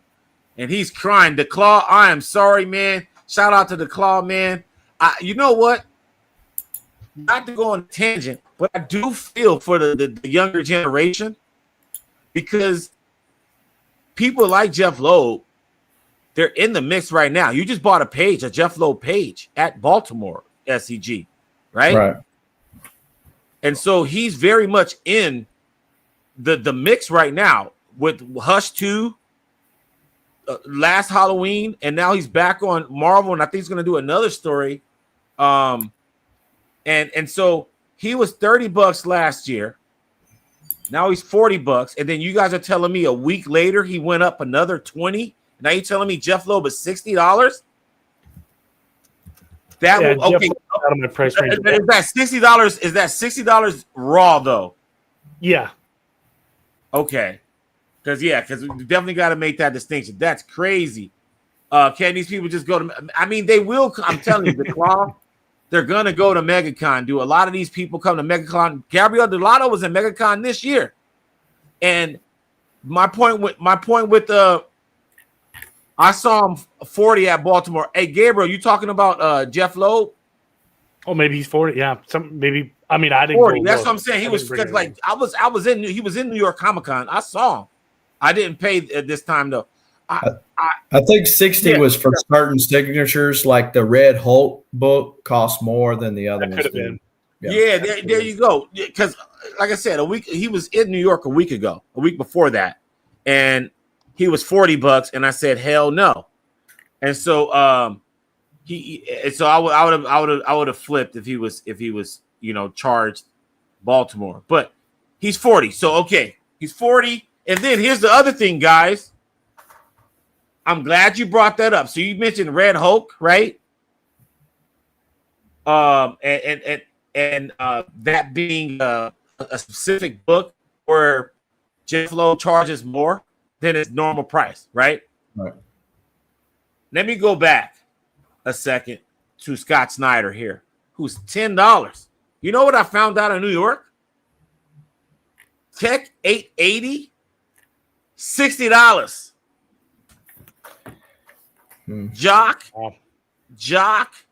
and Snyder are charging 60 bones for Detective Comics 880. Okay. I am so happy I got that. I got all that stuff signed for free. It's crazy what's happening right now. And the thing is, when I'm curious about what these signatures, because I never collected signatures for value. The value was all symbolic to me. And like you guys were saying, the connection to the story and the connection to the artist. There's artists that and creators in general. There's creators that I met where I liked the story and didn't like them. And then it made me not want to, follow their career anymore. Right. So the connection matters. And when you have a great connection, it makes you want to, ride for them hard, and you get more stuff. So Tech 880, $60. I just wanted to mention that. And just like Andy Kubert is $60 for Batman 655. But going back to this, Gabriel Delato was $30 in February. So he's from Italy. So he's not coming out here every weekend. So he was only out here twice. And it was at the beginning of the year, at the end of the year. And he was $30 in February and $40 in October. Okay. And so I just want to let you guys know that's why we have Stash Wars Live, because you guys got to tap in, because you never know. You might go off old news, and it might be a couple months ago. So these guys are, and I'm waiting, guys. I'm telling you, there's going to be one Friday, and somebody's going to price hike for a city and then go back to their normal price. And we're going to be the first to bring it to you. I'm telling you. And this is why I'm doing this, because I've seen it before. But now that charging for signatures are more the norm, I think it's time to, use this system. And this system is justified. We'll pay that price if the career justifies it, right? We've done it before. I got 2 Delatos this trip, but I've gotten like 12 Delatos for free. So I was like, dude, I'll pay for 2 this time. And that's all. But I would never be in a Gabriel Delato line ever again. Like, done. I'm done. Not in the States, at least. Now you talk about they're gonna charge celebrity money soon. Okay, man. The claw with the alley-oop. And I just want to say this last point about Jeff Loeb. He mentioned here on Six Layers that he was the first movie guy to write comics on a consistent basis. And so, and then with the whole Marvel thing, you know, him being an exec. And so I guess you kind of have to like put yourself in that echelon. You know, you can't put yourself in a $10 echelon when you've like ran a whole freaking division for Marvel, you know, on top of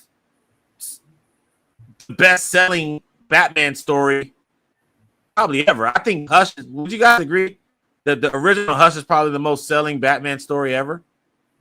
It's With up all there. the If it's not number one, it's got to be close. It has to be number one. It has to be number one. So, all right, so that's tier 2. And then tier 3, Jim Lee, guys.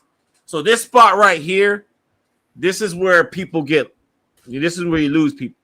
This is where you try to get the free DC wristbands and stuff like that. Because Jim Lee actually was $70 he was $70 in New York. Jim Lee was $70 in New York. So dig that. This dude found the crack in our system. So now I gotta go from $50 to $70 tier 3 instead of $50 to $60. So he want to go up to 70 and be just $10 shy of Frank Miller. Ain't that a bitch? He found that little space. He found that crack in the defense and exploit. So he's the first $70 sig. That is disgusting. $70. Well, keep in mind, if you buy his little package that he offers sometimes, it does make it cheaper. I got a package for him for $70.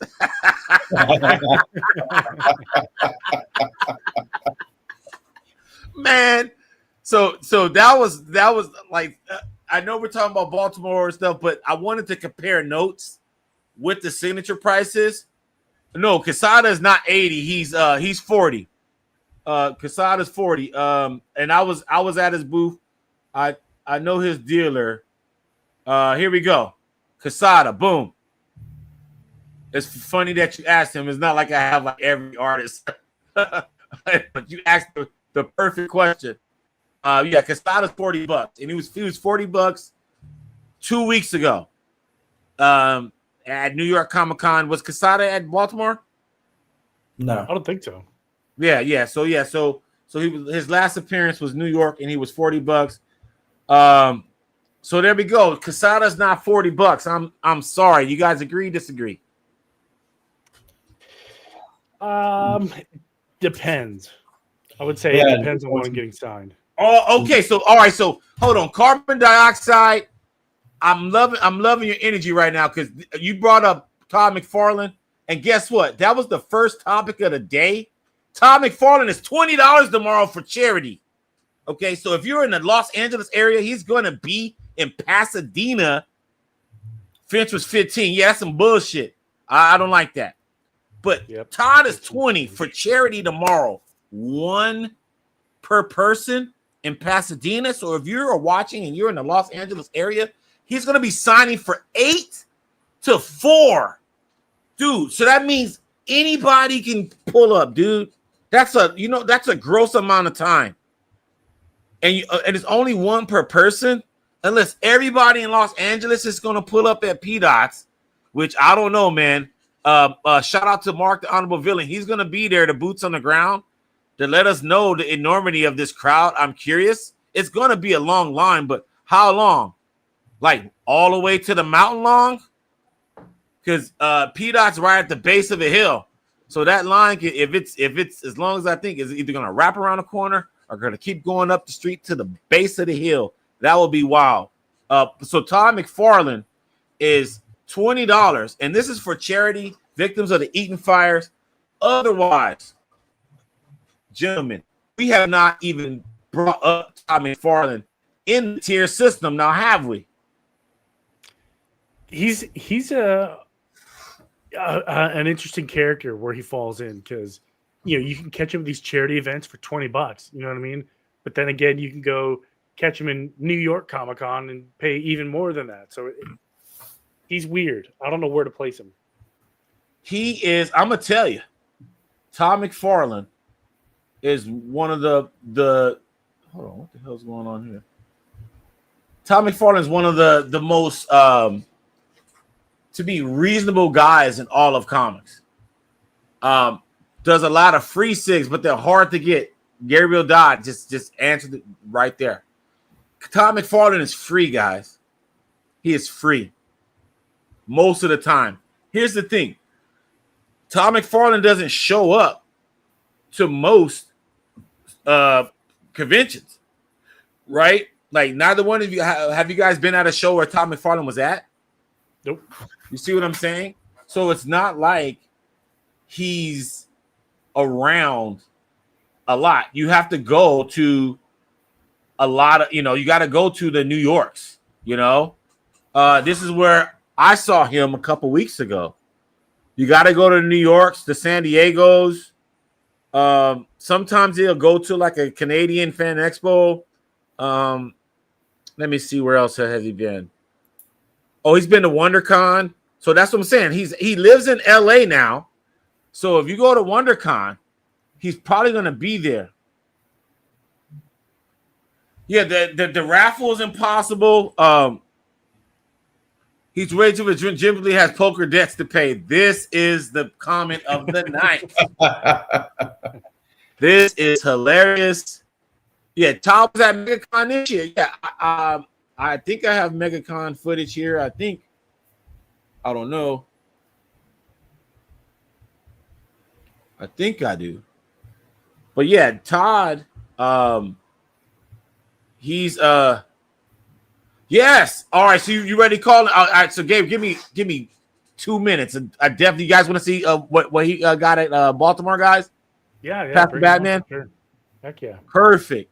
That's dope, man. I was hoping he was gonna stick around. That's dope. So yeah, man, like Todd, this stack here has been all free, guys. And this has all been from Image Booth. Image Booth.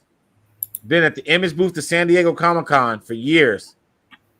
This one, San Diego Comic-Con. All these have been San Diego Comic-Con. Yep, San Diego Comic-Con. But I'm gonna show you the one from MegaCon this year. This is about maybe. I've been getting Todd McFarlane signatures since about 2016.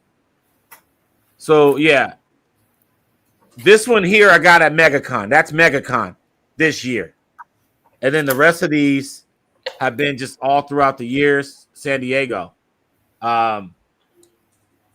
But my baby at New York, I'm going to show it again because this is my ultimate Todd McFarlane signature right here, dude. This Malibu Sun.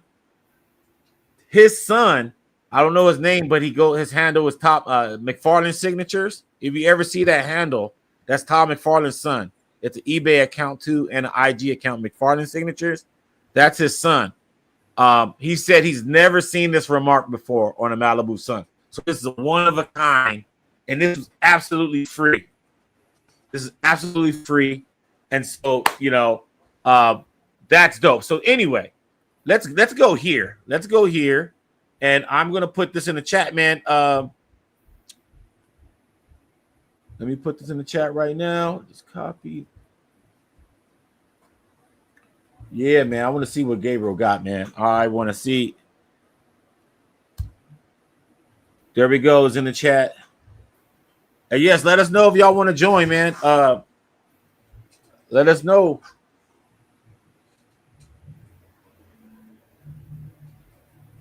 Yeah. So all right. So while we're waiting on Gabriel to come in, I'm gonna talk about y'all, man. Y'all ungrateful asses. Okay. Brian Aberlin, beautiful ass. I mean, beautifully textured watercolor piece. And then you guys met Kyra Andrews, never met him before. Paris Cullins, never met his ass before. Lord knows I tried. Now, all right, hold on. Before I finish, I'll finish my scolding later. We got company.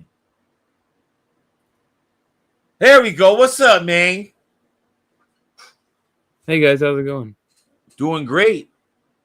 So you so happen to have been at New York and Baltimore, right? Yeah. So you went to both. All right. So first, let's start with that.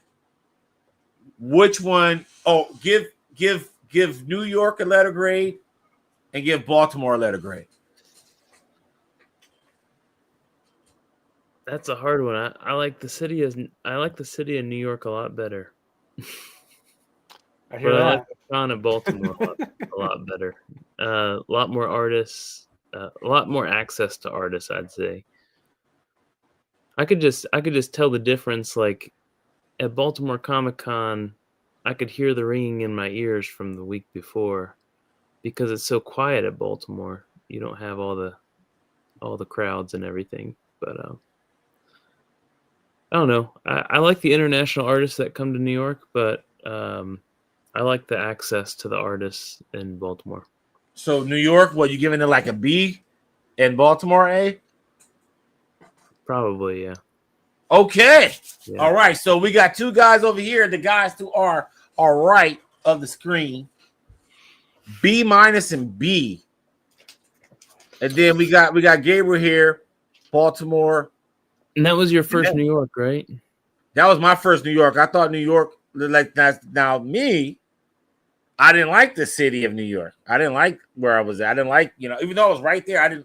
To me, it was just like I'm good. I'm from LA. I didn't want to go to a place where it was like more crowded than that. But food was good. The con was fantastic. So I give New York, the show, A+. Yeah. I give it A+. So much stuff happened. But okay. The problem that I have with New York is like things happen and there's no way to know about it until it's sometimes too late. So yeah, there's just always so much going on in last minute announcements, last minute guests. It's just impossible to know about it.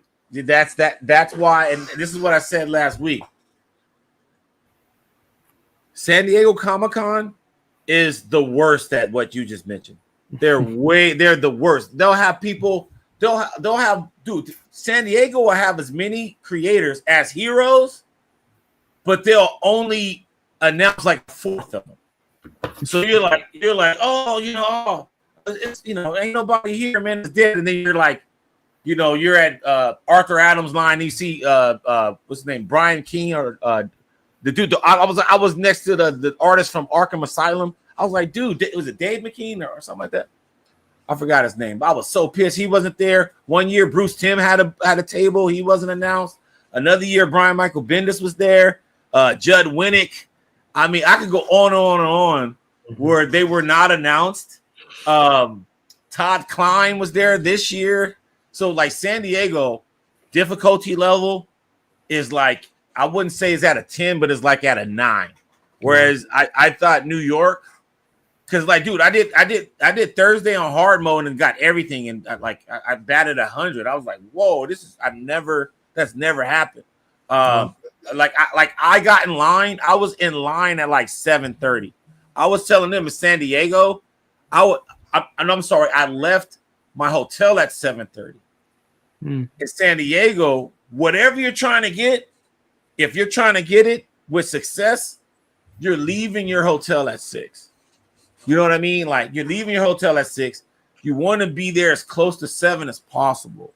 And these are for the first come, first serve things, not even the randomized things. So it's like there's so much side quest stuff that you don't know about in San Diego. That's why I say, like, San Diego, I'm convinced now, like, if you can navigate San Diego, you have the cheat code to every con. And so far, that's been the case. I've been to MegaCon. I've been everywhere but Lake Como. But that's like, dude, you pay that much money to go to Lake Como. Shit, they might as well carry you and feed you grapes while you're there. You know what I mean? All right, man. Gabriel, man, show us what you got, man. I'm gonna put you on solo. Well, somebody you guys haven't mentioned yet is Kevin Nolan. There we go. So I got Kevin Nolan's Sig on here, and That's on Alex Toth black and white. Hold on, keep that up. Alex Toth black and white number 4, and you got don't tell me Brian Stelfreeze on there. Yep, I got that one too. That's dope. That's Batman Volume 1, Batman Black and White Volume 1. All right. This is the Joe Quesada I just told you that I have. It's a connecting cover. Wow. Yes. Ooh. It was like the Gotham War, right? Yeah. It's Catwoman. And so he was $40 still, right? Well, that was I actually got Quesada last year at New York, but this was Kevin Nolan, just $5 a sig. Oh yeah, Kevin Nolan. Was he still at the Heroes Initiative? On the cover. You know, Kevin inks for Quesada usually. And it was Kevin still at the Heroes Initiative? Does he still do that where you donate? Yeah. Okay. Five for Heroes. That's dope. And then one of the artists that Sig King got was Danny. Danny did the interiors here for Invisible Man. Dude, and you got what, a little remark? Or is that she did a remark for free. All right, so here we go. I'm glad I got SEG. I got Gabriel, and I got Tony here. Let's have that remark discussion real quick. All right. Is that a remark REMARK? Or is that a remark QUE? Like keep it up, keep it up. Is that a QUE remark or is that a RK remark, guys? And the RK is the QUE is the big one, lowercase, and RK is the the uppercase and RK is lowercase. Details would be QUE on that one. Yeah. That's I would say that's a QUE. I love those, man. That is fantastic. What else you got? Got Bob Hall. Ooh, what's that? Bob Hall. I never seen that book. Yeah. And was that free sig? One shot. I think he's $10 actually. 10 bones. What else you got? Okay, my next ones are from Mark Wade. So he was there. We go. One sig for free, and then. Well, hold on. You got to keep it up, man, so they can see it. All right, so hold on. So keep that up, and I gotta break this down because he's underestimating something. He got Jorge Jimenez and Timo Mori from New York Comic Con the week prior, and that Mori signature, that's a rare one, dude. Like, not many people is going to have that. Even when Jorge Jimenez, and you got a wristband for that, so you got him at the DC booth, right? Mm-hmm. Yeah, so like the Jorge, you could get him at Common Sketch Art, but you couldn't get the color artist with them. And so the only way you could have got those was from the DC booth.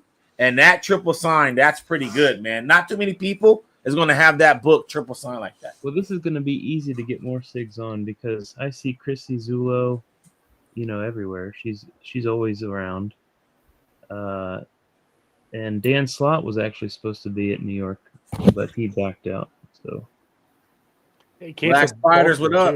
And Williamson, so I can get a complete SIGs on that. Man, okay, ooh, I really love the Batman and Robin year one, so I got a bunch of Mark Wade signatures, but I also got Michael Cho on this one. That cover is fat. I love it. So I got another. What was Mark Wade's signature? What was his price? His was one for free and then $5 after that.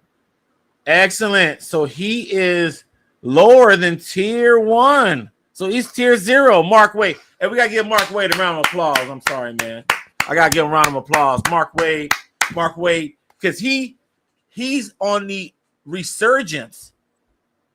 This is prime $10 territory right now. And if he makes another hit series or have another hot year, he could be $15 territory right now. Mark Wade could. And if he's 1 for free and then he's 5, that dude is that man. You know how much damage somebody can do? That's crazy. This is one I showed last year, but I got Finch. Finally got Finch on here. All right. Keep it there. Let me do the SIGs. Keep that up. All right, lower it. So I see Joel Jones, Raphael Albuquerque, Becky Cloonan, Lee Weeks, Mitch Jarrett, Alex Sinclair, Jose Luis Garcia Lopez, Frank Miller, Scott Williams, Greg Capullo. I think that's Tony Daniel in the middle. Jim Lee, Finch, Tom King, and where'd you see Brad Anderson? He was at New York last year. Oh yeah, with Ghost Machine. Yeah, that's dope, man. I love the color scheme on that. Yeah, so I got Becky Cloonan and Finch on that one. Lopez. That's hard. Dude, I love what you did with that Batman 50, the color scheme, dude. Can I see that again real quick? The 50? Yeah, that one's good, man. I like how you did that. That's good. All right, so when you got that Miller, how much was Miller then? Was he 80 or was he cheaper? That was you got that earlier. I got that last year at New York, so it was $80. $80. So we still current. Okay, good. I only have 2 signatures from him. That'll be it. Hey, that's a good one to get though. I forgot he did that. Another one I worked on this year. Oh my God. Okay, so I see Jorge Jimenez, Maury again, Dennis Cowan, and I think that's Mike Harthon. And this guy who's the guy on the right there? Benedetto. I don't know who that is. Oh wow, that's a sick dude. That's a sick cover, man. I love that, man. And that's your own pen. Hey Tony, what do you think about his pen choices, man? He's quarterbacking these like nicely. Killing it, That's man. all one pen. It's beautiful. That's I like to see that. Do down here, but maybe if I keep going with it. All right. Yeah. Then what else? Last 2 years ago, I had a really bad experience with Paul Pope. Oh, you saw Paul. He was there this year too. What? So, he was a no-show at New York 2 years ago, and I had a really bad experience because Felix kept saying he's walking through the door right now. He's walking through the door, but 4 hours later, he just told us to get out of line because he wasn't coming.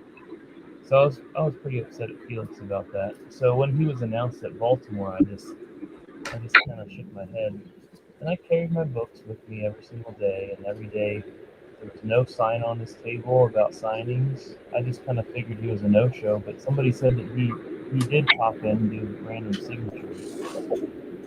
So on Sunday, right towards the end of the convention, I had kind of given up hope by then, but there was a line, and he was there signing, and there was only 2 people in line.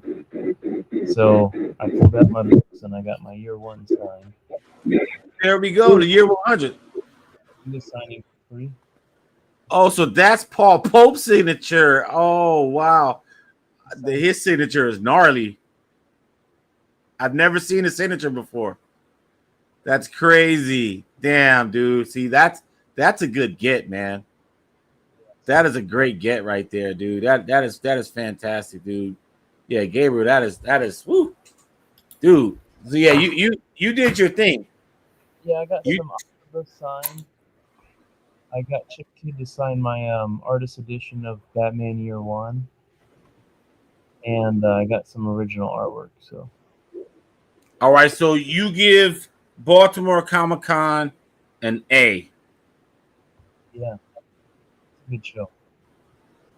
And we got B and B minus. Oh, what you bought? Oh, hold on, I gotta blow them up. Hold. Stop the presses. What is that? Ooh, who's that? Mike McCone. Mike McCone. Yeah. That's hard. And so he was there too. Oh yeah, Mike McCone was there. So you got you a Batman piece. Got you some Paul Popes. Y'all didn't get no Paul Popes? No, I've heard lots of horror stories. I wanted to, but I didn't want to risk it. I guess that's kind of his deal. Is he kind of just is incredibly unpredictable, or just flat out never shows up. So and that's a still freeze, right? Yeah. That's dope, man. So these are all art pickups at the show. This is a remark. That's a remark?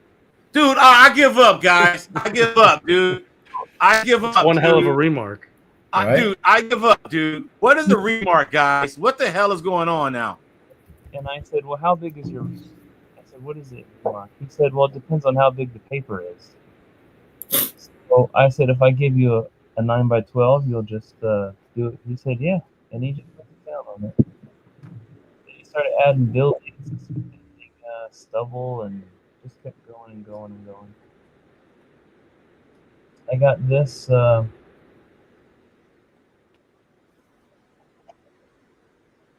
Okay, you got to stay in. Okay.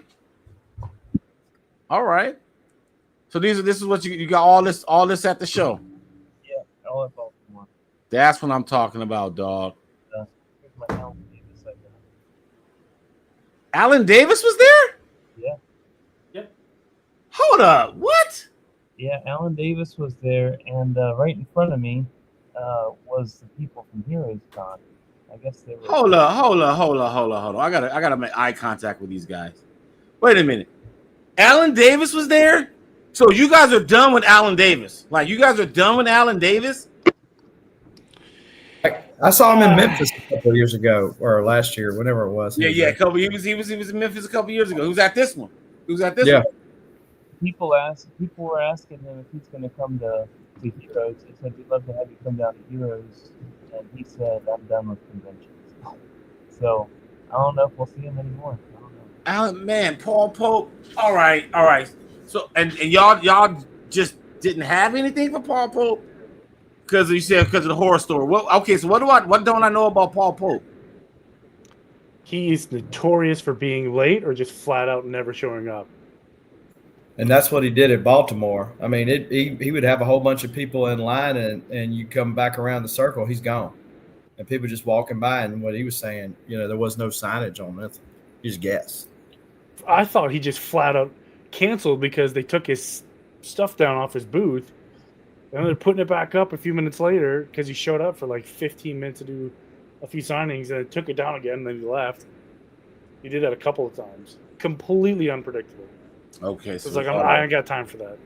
I feel that, man. All right, so what you got? You got one more for us? Oh, that's it. Unless you want to see. Oh, I'm about to say, man, you was going ham, man. So yeah, your haul right now. That sounds like a freaking A. That's an A. You got a bunch of pieces, and so most of those were pre-done or like requests there. Mike McCone was the one that I pre-ordered, and I pre-ordered one from Becky Cloonan, but she never did it. So. I'm saying, but what about like the still freeze? That was a remark, so he did that on the spot, and then the Staten that was done there too by request. That was just. Well, because here's the thing about that: it's not given that you can even get anything from these guys. I don't even if it is a little ass remark or something like that, they could be like, "Nope, I'm done." Dude, I was trying to get a damn Mora in New York, and literally, like I said, I was early. I went to get the wristband for Jorge Jimenez first, and then I rushed to the damn Mora's line to Quan's table, and the dude right in front of me got the last sketch request. Dude, he was like, yeah. And I didn't know what he wanted because he could have been anything because Quan repped a lot of people, and so he could have been asking about Casada, anybody, right? And he asked about Dan Moore. He was like, "Yo, I'm trying to get a Dan Moore." I'm like, "Fuck, damn!" Like the guy right in front of me, I'd rather would have been shot down. You know what I mean? Got there and then he's been like, "You know what? It's all gone." But like the dude right in front of you to get it, that hurt. Oh, that hurt. I was like, and then, so I did a favor for Quan, and I was like, well, yo, at least give me a remark, bro. Like, like hook up a remark. I mean, you could definitely, man, you can get him to do a freaking remark, man. And he was like, nah, man. I was like, dude, well, you owe me, man. So Quan, if you see this, and I'm probably gonna clip this, you owe me, dog, because you said I was gonna get a remark. I ain't getting no remark. So now you owe me, dog. You owe me. All right. Hey, but Gabriel, man, thank you for tapping in. I wanted you to tap in because I messaged you on Facebook, and I wanted to know if you were available last week, but I forgot you were gonna be at Baltimore. So that's dope. So a guy who was at New York the week before, and then Baltimore. And what state are you from? No. You're Maryland. So Baltimore was more your local show, and then you went to New York. So Baltimore, you'll be there every year. Yeah. Okay. Yeah, man. But yo, dude, thank you so much for joining us, man.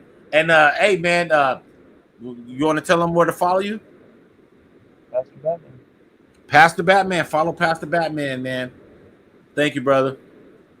Thanks, guys. Peace. Cool stuff, man. All right, so that was dope. So his haul, that was an A+ haul, man. He had a lot of mofos. He had mofos that you guys didn't even touch. Well, and then he made us look more like spoiled children when he come in with that, right? Yeah, but I would say this though, in y'all defense, coming at y'all defense, I was, because before he came in, I was like, y'all, man, y'all spoiled, and y'all kind of are, but he hit some angles, Yeah. and when he was sharing the stuff, you guys already seen these cats, especially if you go to the show every year. But that was his local show. But like I said, man, you it's not guaranteed you can get on these lists, So I think he was batting high and he executed. But you guys are downgrading based on familiarity, it seems. The people, you've seen the people before, and you want some other cats. Yeah. But there were a lot of new cats still there for me there at the show. So yeah, I get it. And there were some cats that you guys, you had some new cats, dude. The Brian Stelfreeze, Remark. That was insane. Yeah. That was insane. And so, all right, but I'm talking about y'all. All right, okay. So I'm going back here, man. I'm going back here before I move on, because this right here, where is it at? It keep going fast. This is just insane. This is insane. This is insane. Getting this now, like you're the first owner of this DeMayo stuff. You know what I mean? It hasn't, it hasn't been in anybody's collection. This is not, some auction. You got it straight from the source. And then this. And then this. Yeah, man. I think you had a good show. Okay. I spent a lot less money this year at Baltimore than I did last year. Okay, so all right, so and then Tony, your percentage, you have to factor in your signature success rate. You said 43 out of 40 flipping 4, yeah. and then SEG. You said you had about 55. How many did you bring though? Out of what? Yeah, I had 53 signatures, but like I was saying earlier with the Clunan signature and the Batman Black and White, there was a lot of stuff that I ended up not getting signed, whether I looked at the line and said, I don't want it that bad, or I just forgot it. And so, yeah, definitely Tony was more precise. Well, if we're talking signatures, like physical signatures, it's higher than that. I'm talking about books. Oh, okay. Books. Yeah. 44 out of 45 books I got. I did way more signatures than that. Yeah. Yeah. You sound so regal saying that, Tony. You said that like a signature king. That's right. But okay, but even with that said though, dog, 40, you said 44 out of 45 or 43 out of 44? 44 out of 45. Bruh, that's a high clip right there, dude. Now, had everyone not canceled, that number would have been higher, but like Eddie Burroughs canceled. I was so excited to do that. So okay, man. So all right. And then I took Eddie out of my number though. How many first? Okay, so of your stack, how many first time people did you get 6 from? Paris Cullins, Joshua Middleton, Michael Conrad, Kevin Nolan. Gosh, I don't even know. And those people on that black and white book, the Danny Yeah, Danny and Danny. Yeah. Gosh, I don't know. So that's six. So that's 6 SIGs on 7 books that you've shown. Yeah. All right, I'm building a big case. I'm building a big case. That's bringing that success rate even higher. That's new SIGs. That's new SIGs, which is always the goal, to get new SIGs on new books. James Robinson, so that's 7. Oh, I like he actually signs the actual date that he signed. He did on mine. All right, so man. All right, so Signature King. With all due respect, you are royalty, but I gotta bump that B- up to at least a B. Nah, at least a B, dude. I can't go higher than that, because you put it in the B category. So I'm not gonna change the letter grade, but that half step up or half step down. So if you say it's a B, I trust your word on it. But a B-, that is too flipping low, dude. That is B-. way too low. B-. No way, dude. It's a B, dude. Okay, if you're saying that the Kings, the No Kings protest is a part of that, then I got you. I should have bumped it up. That was the best part of the show. Dude, that should bump it up. Best part of the show. Dude, that's what's a B-.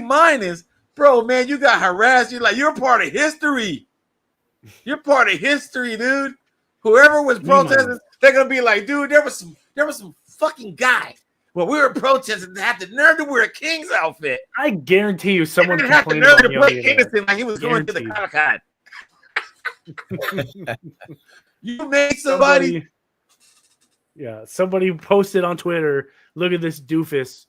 Let's cancel him. Well, You know what I'm little saying? do they know, I can't be canceled because I don't care. Dude, you're royalty. Like, you have diplomatic immunity. You man, that dude. That at least you saw the claw, dude. The claw's like, why B? Why B? Why B?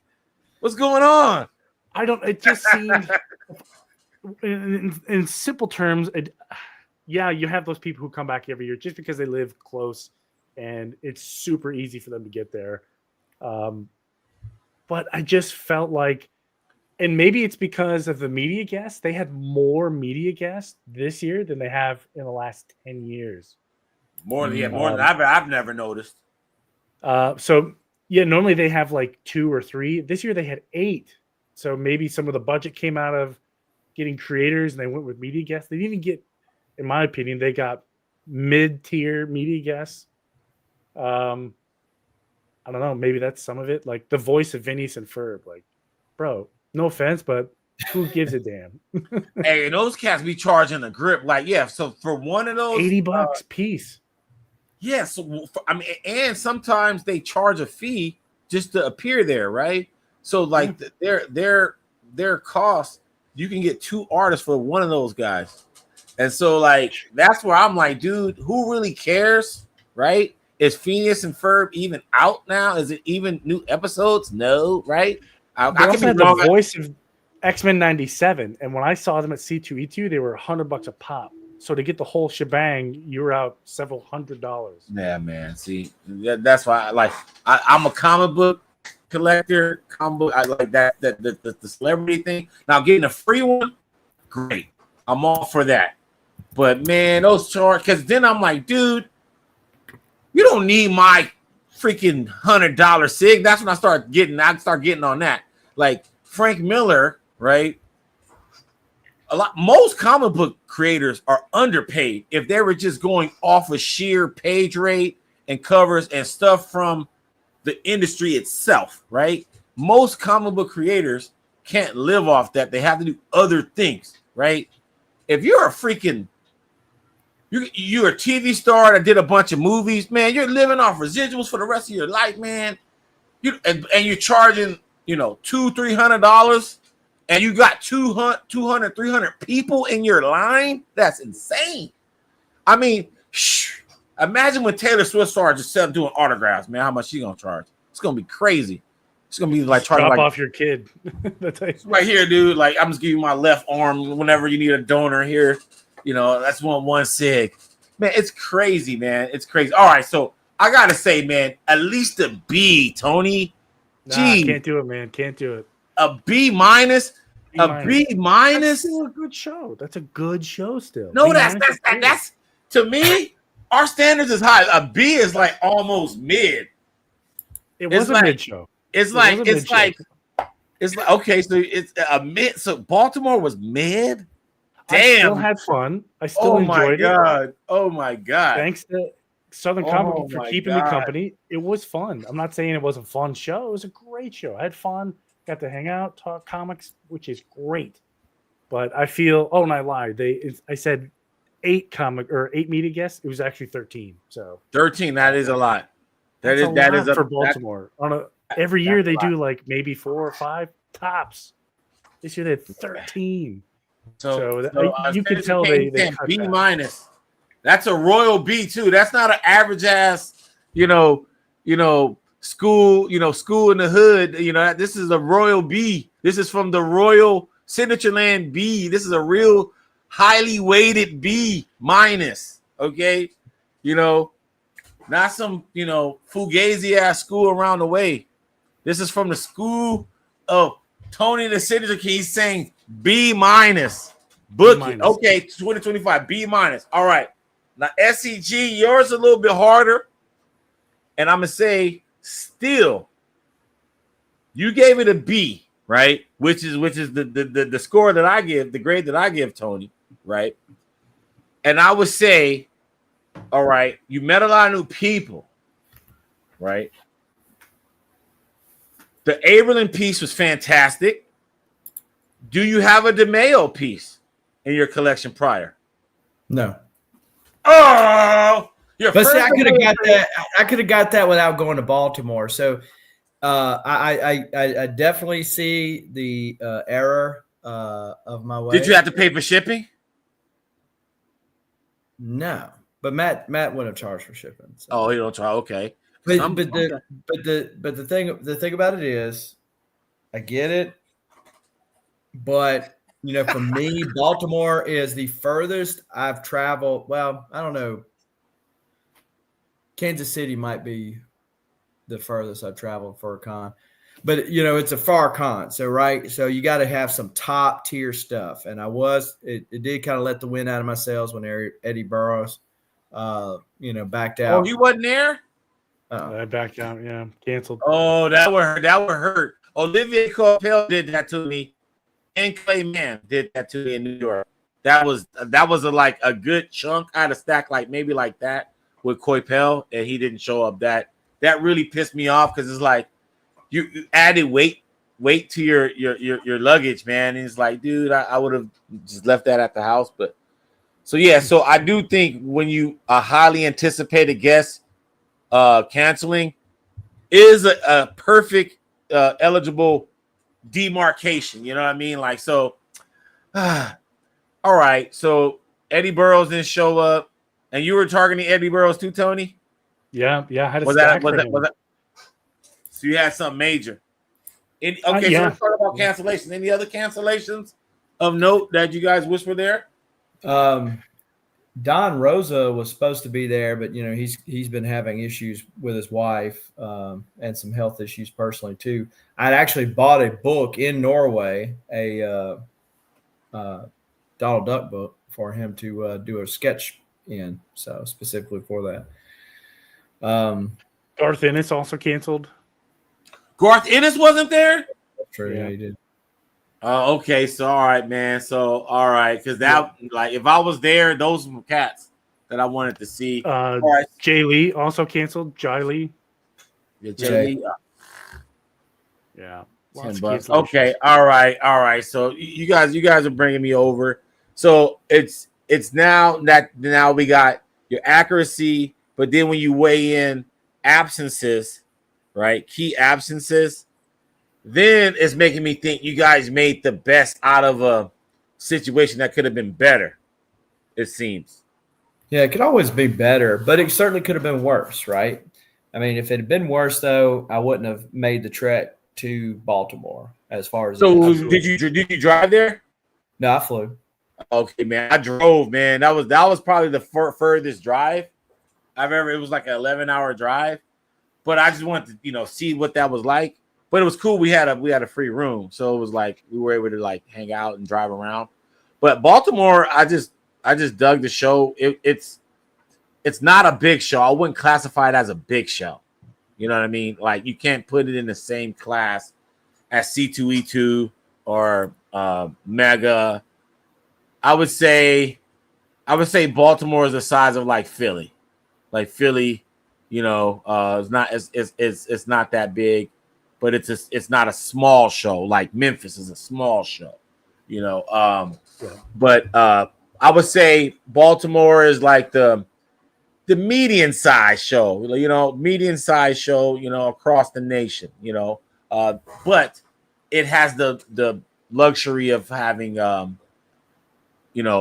really good guests, man. All right, so I'm gonna keep yours at a B, man. Considering Eddie Burrows wasn't there, and that's a big one. Garth Ennis wasn't there, that's a big one. So, all right, man. But still, your situation though, Tony, with the whole Kings rally and all that, no Kings, there's no way it's a B-, man.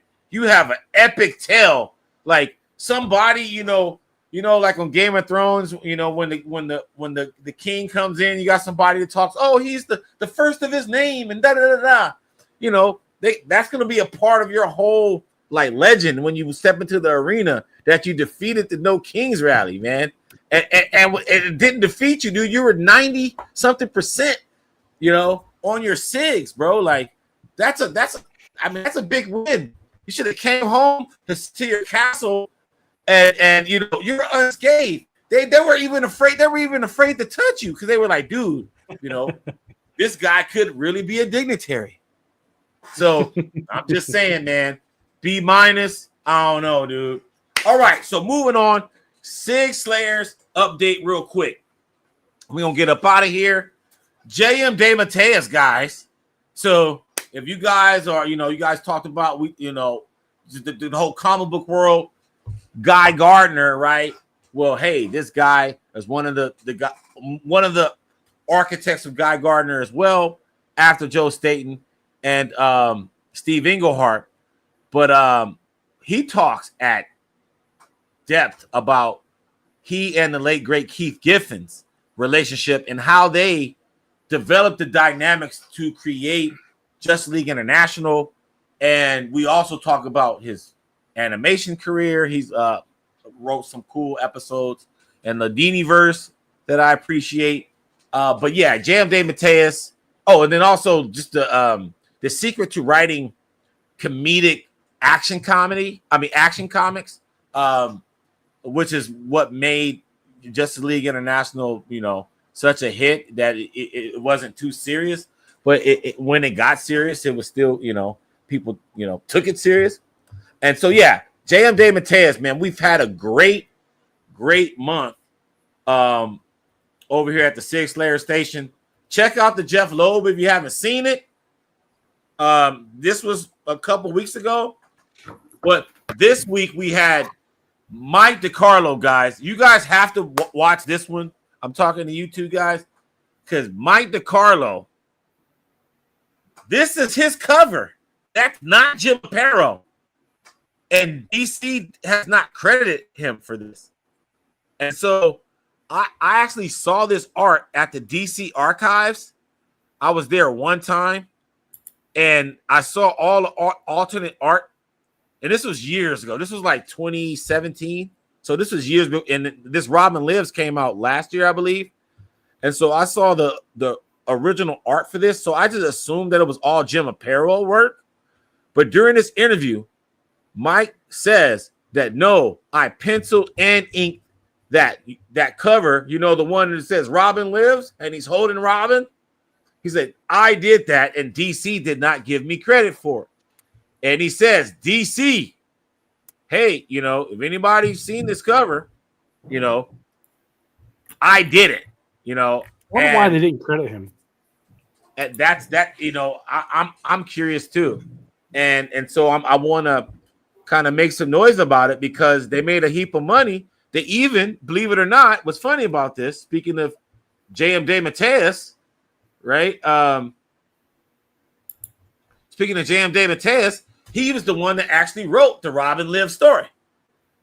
So he was the one that actually fleshed out this alternate ending had the public opted to keep Jason Todd alive via the 900 number from 1988 that voted to actually kill Jason Todd. And so J.M. DeMatteis wrote that story, Robin Lives, and the cover was done by Mike DiCarlo, who was the ink artist for Death in the Family. So, yeah, man, it's crazy. I didn't realize that. We got J.M. DeMatteis, and we got a lot. November is not going to disappoint either. We got some really cool guests coming up, man. But yeah, check out Mike DiCarlo, man. That's a really good one. And then I just also want to add this one tidbit. What is it like to ink George Perez? Is it a good thing?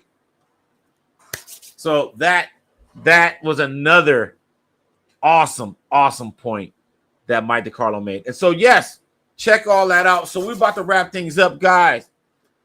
Tony, we're going to start with you. Is there anything you want your royal subjects to know about what's happening on the Signature Kings channel? Yes, tomorrow morning you get to see the rest. 8 a.m. Eastern goes live on my channel, so you get to see the whole Baltimore discography, so to speak.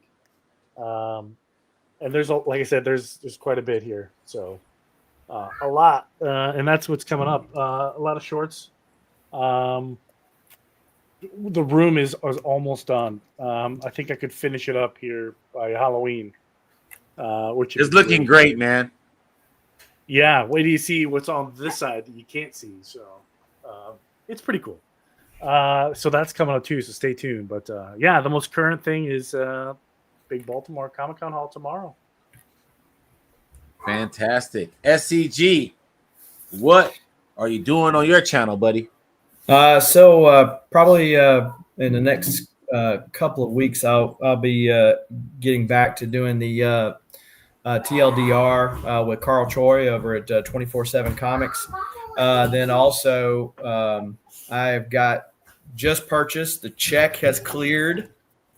Was able to negotiate 3 big pages from some of my favorite issues ever.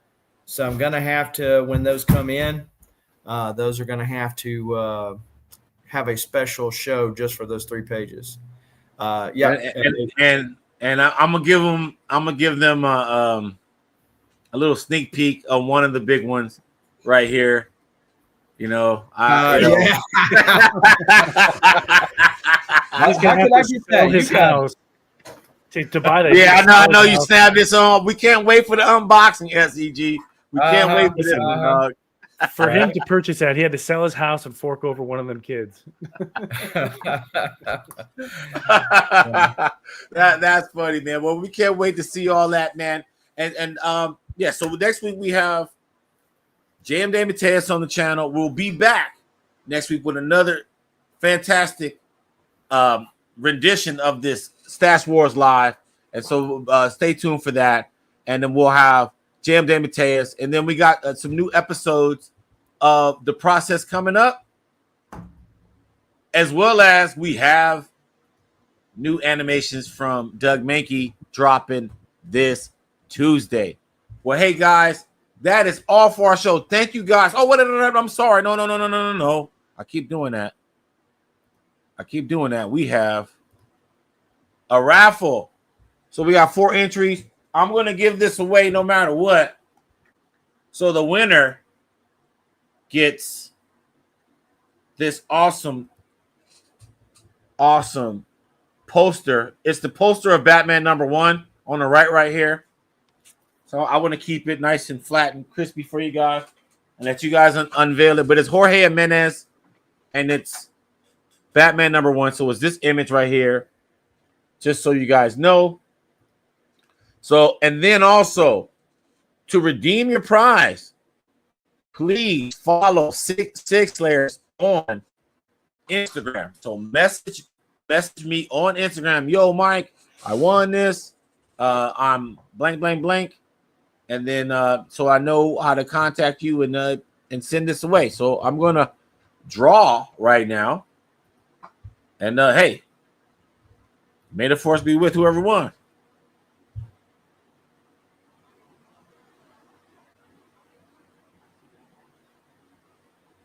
The Claw.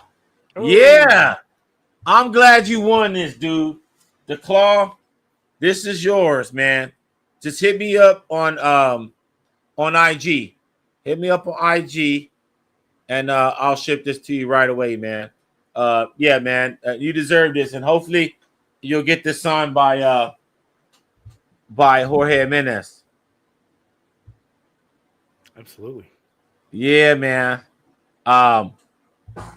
Good shit, man. I was rooting for you, DeClaw. So I'm glad you got that, man. I'm glad you got that. Well, hey, man. Well, that's all for our show, guys. If you like what you see, please smash the like button. Don't forget to comment on the videos. We work hard on the shorts. We work hard on our unboxings. We work hard on the interviews and stuff. We would love to hear your feedback on our channels. So please comment. Tell us what you'd like us to talk about on the next Stash Wars Live. Tell us what you'd like based on what you saw on our channels. Whatever video it is, let us know in the comments. And always smash the like button. We are out. Peace.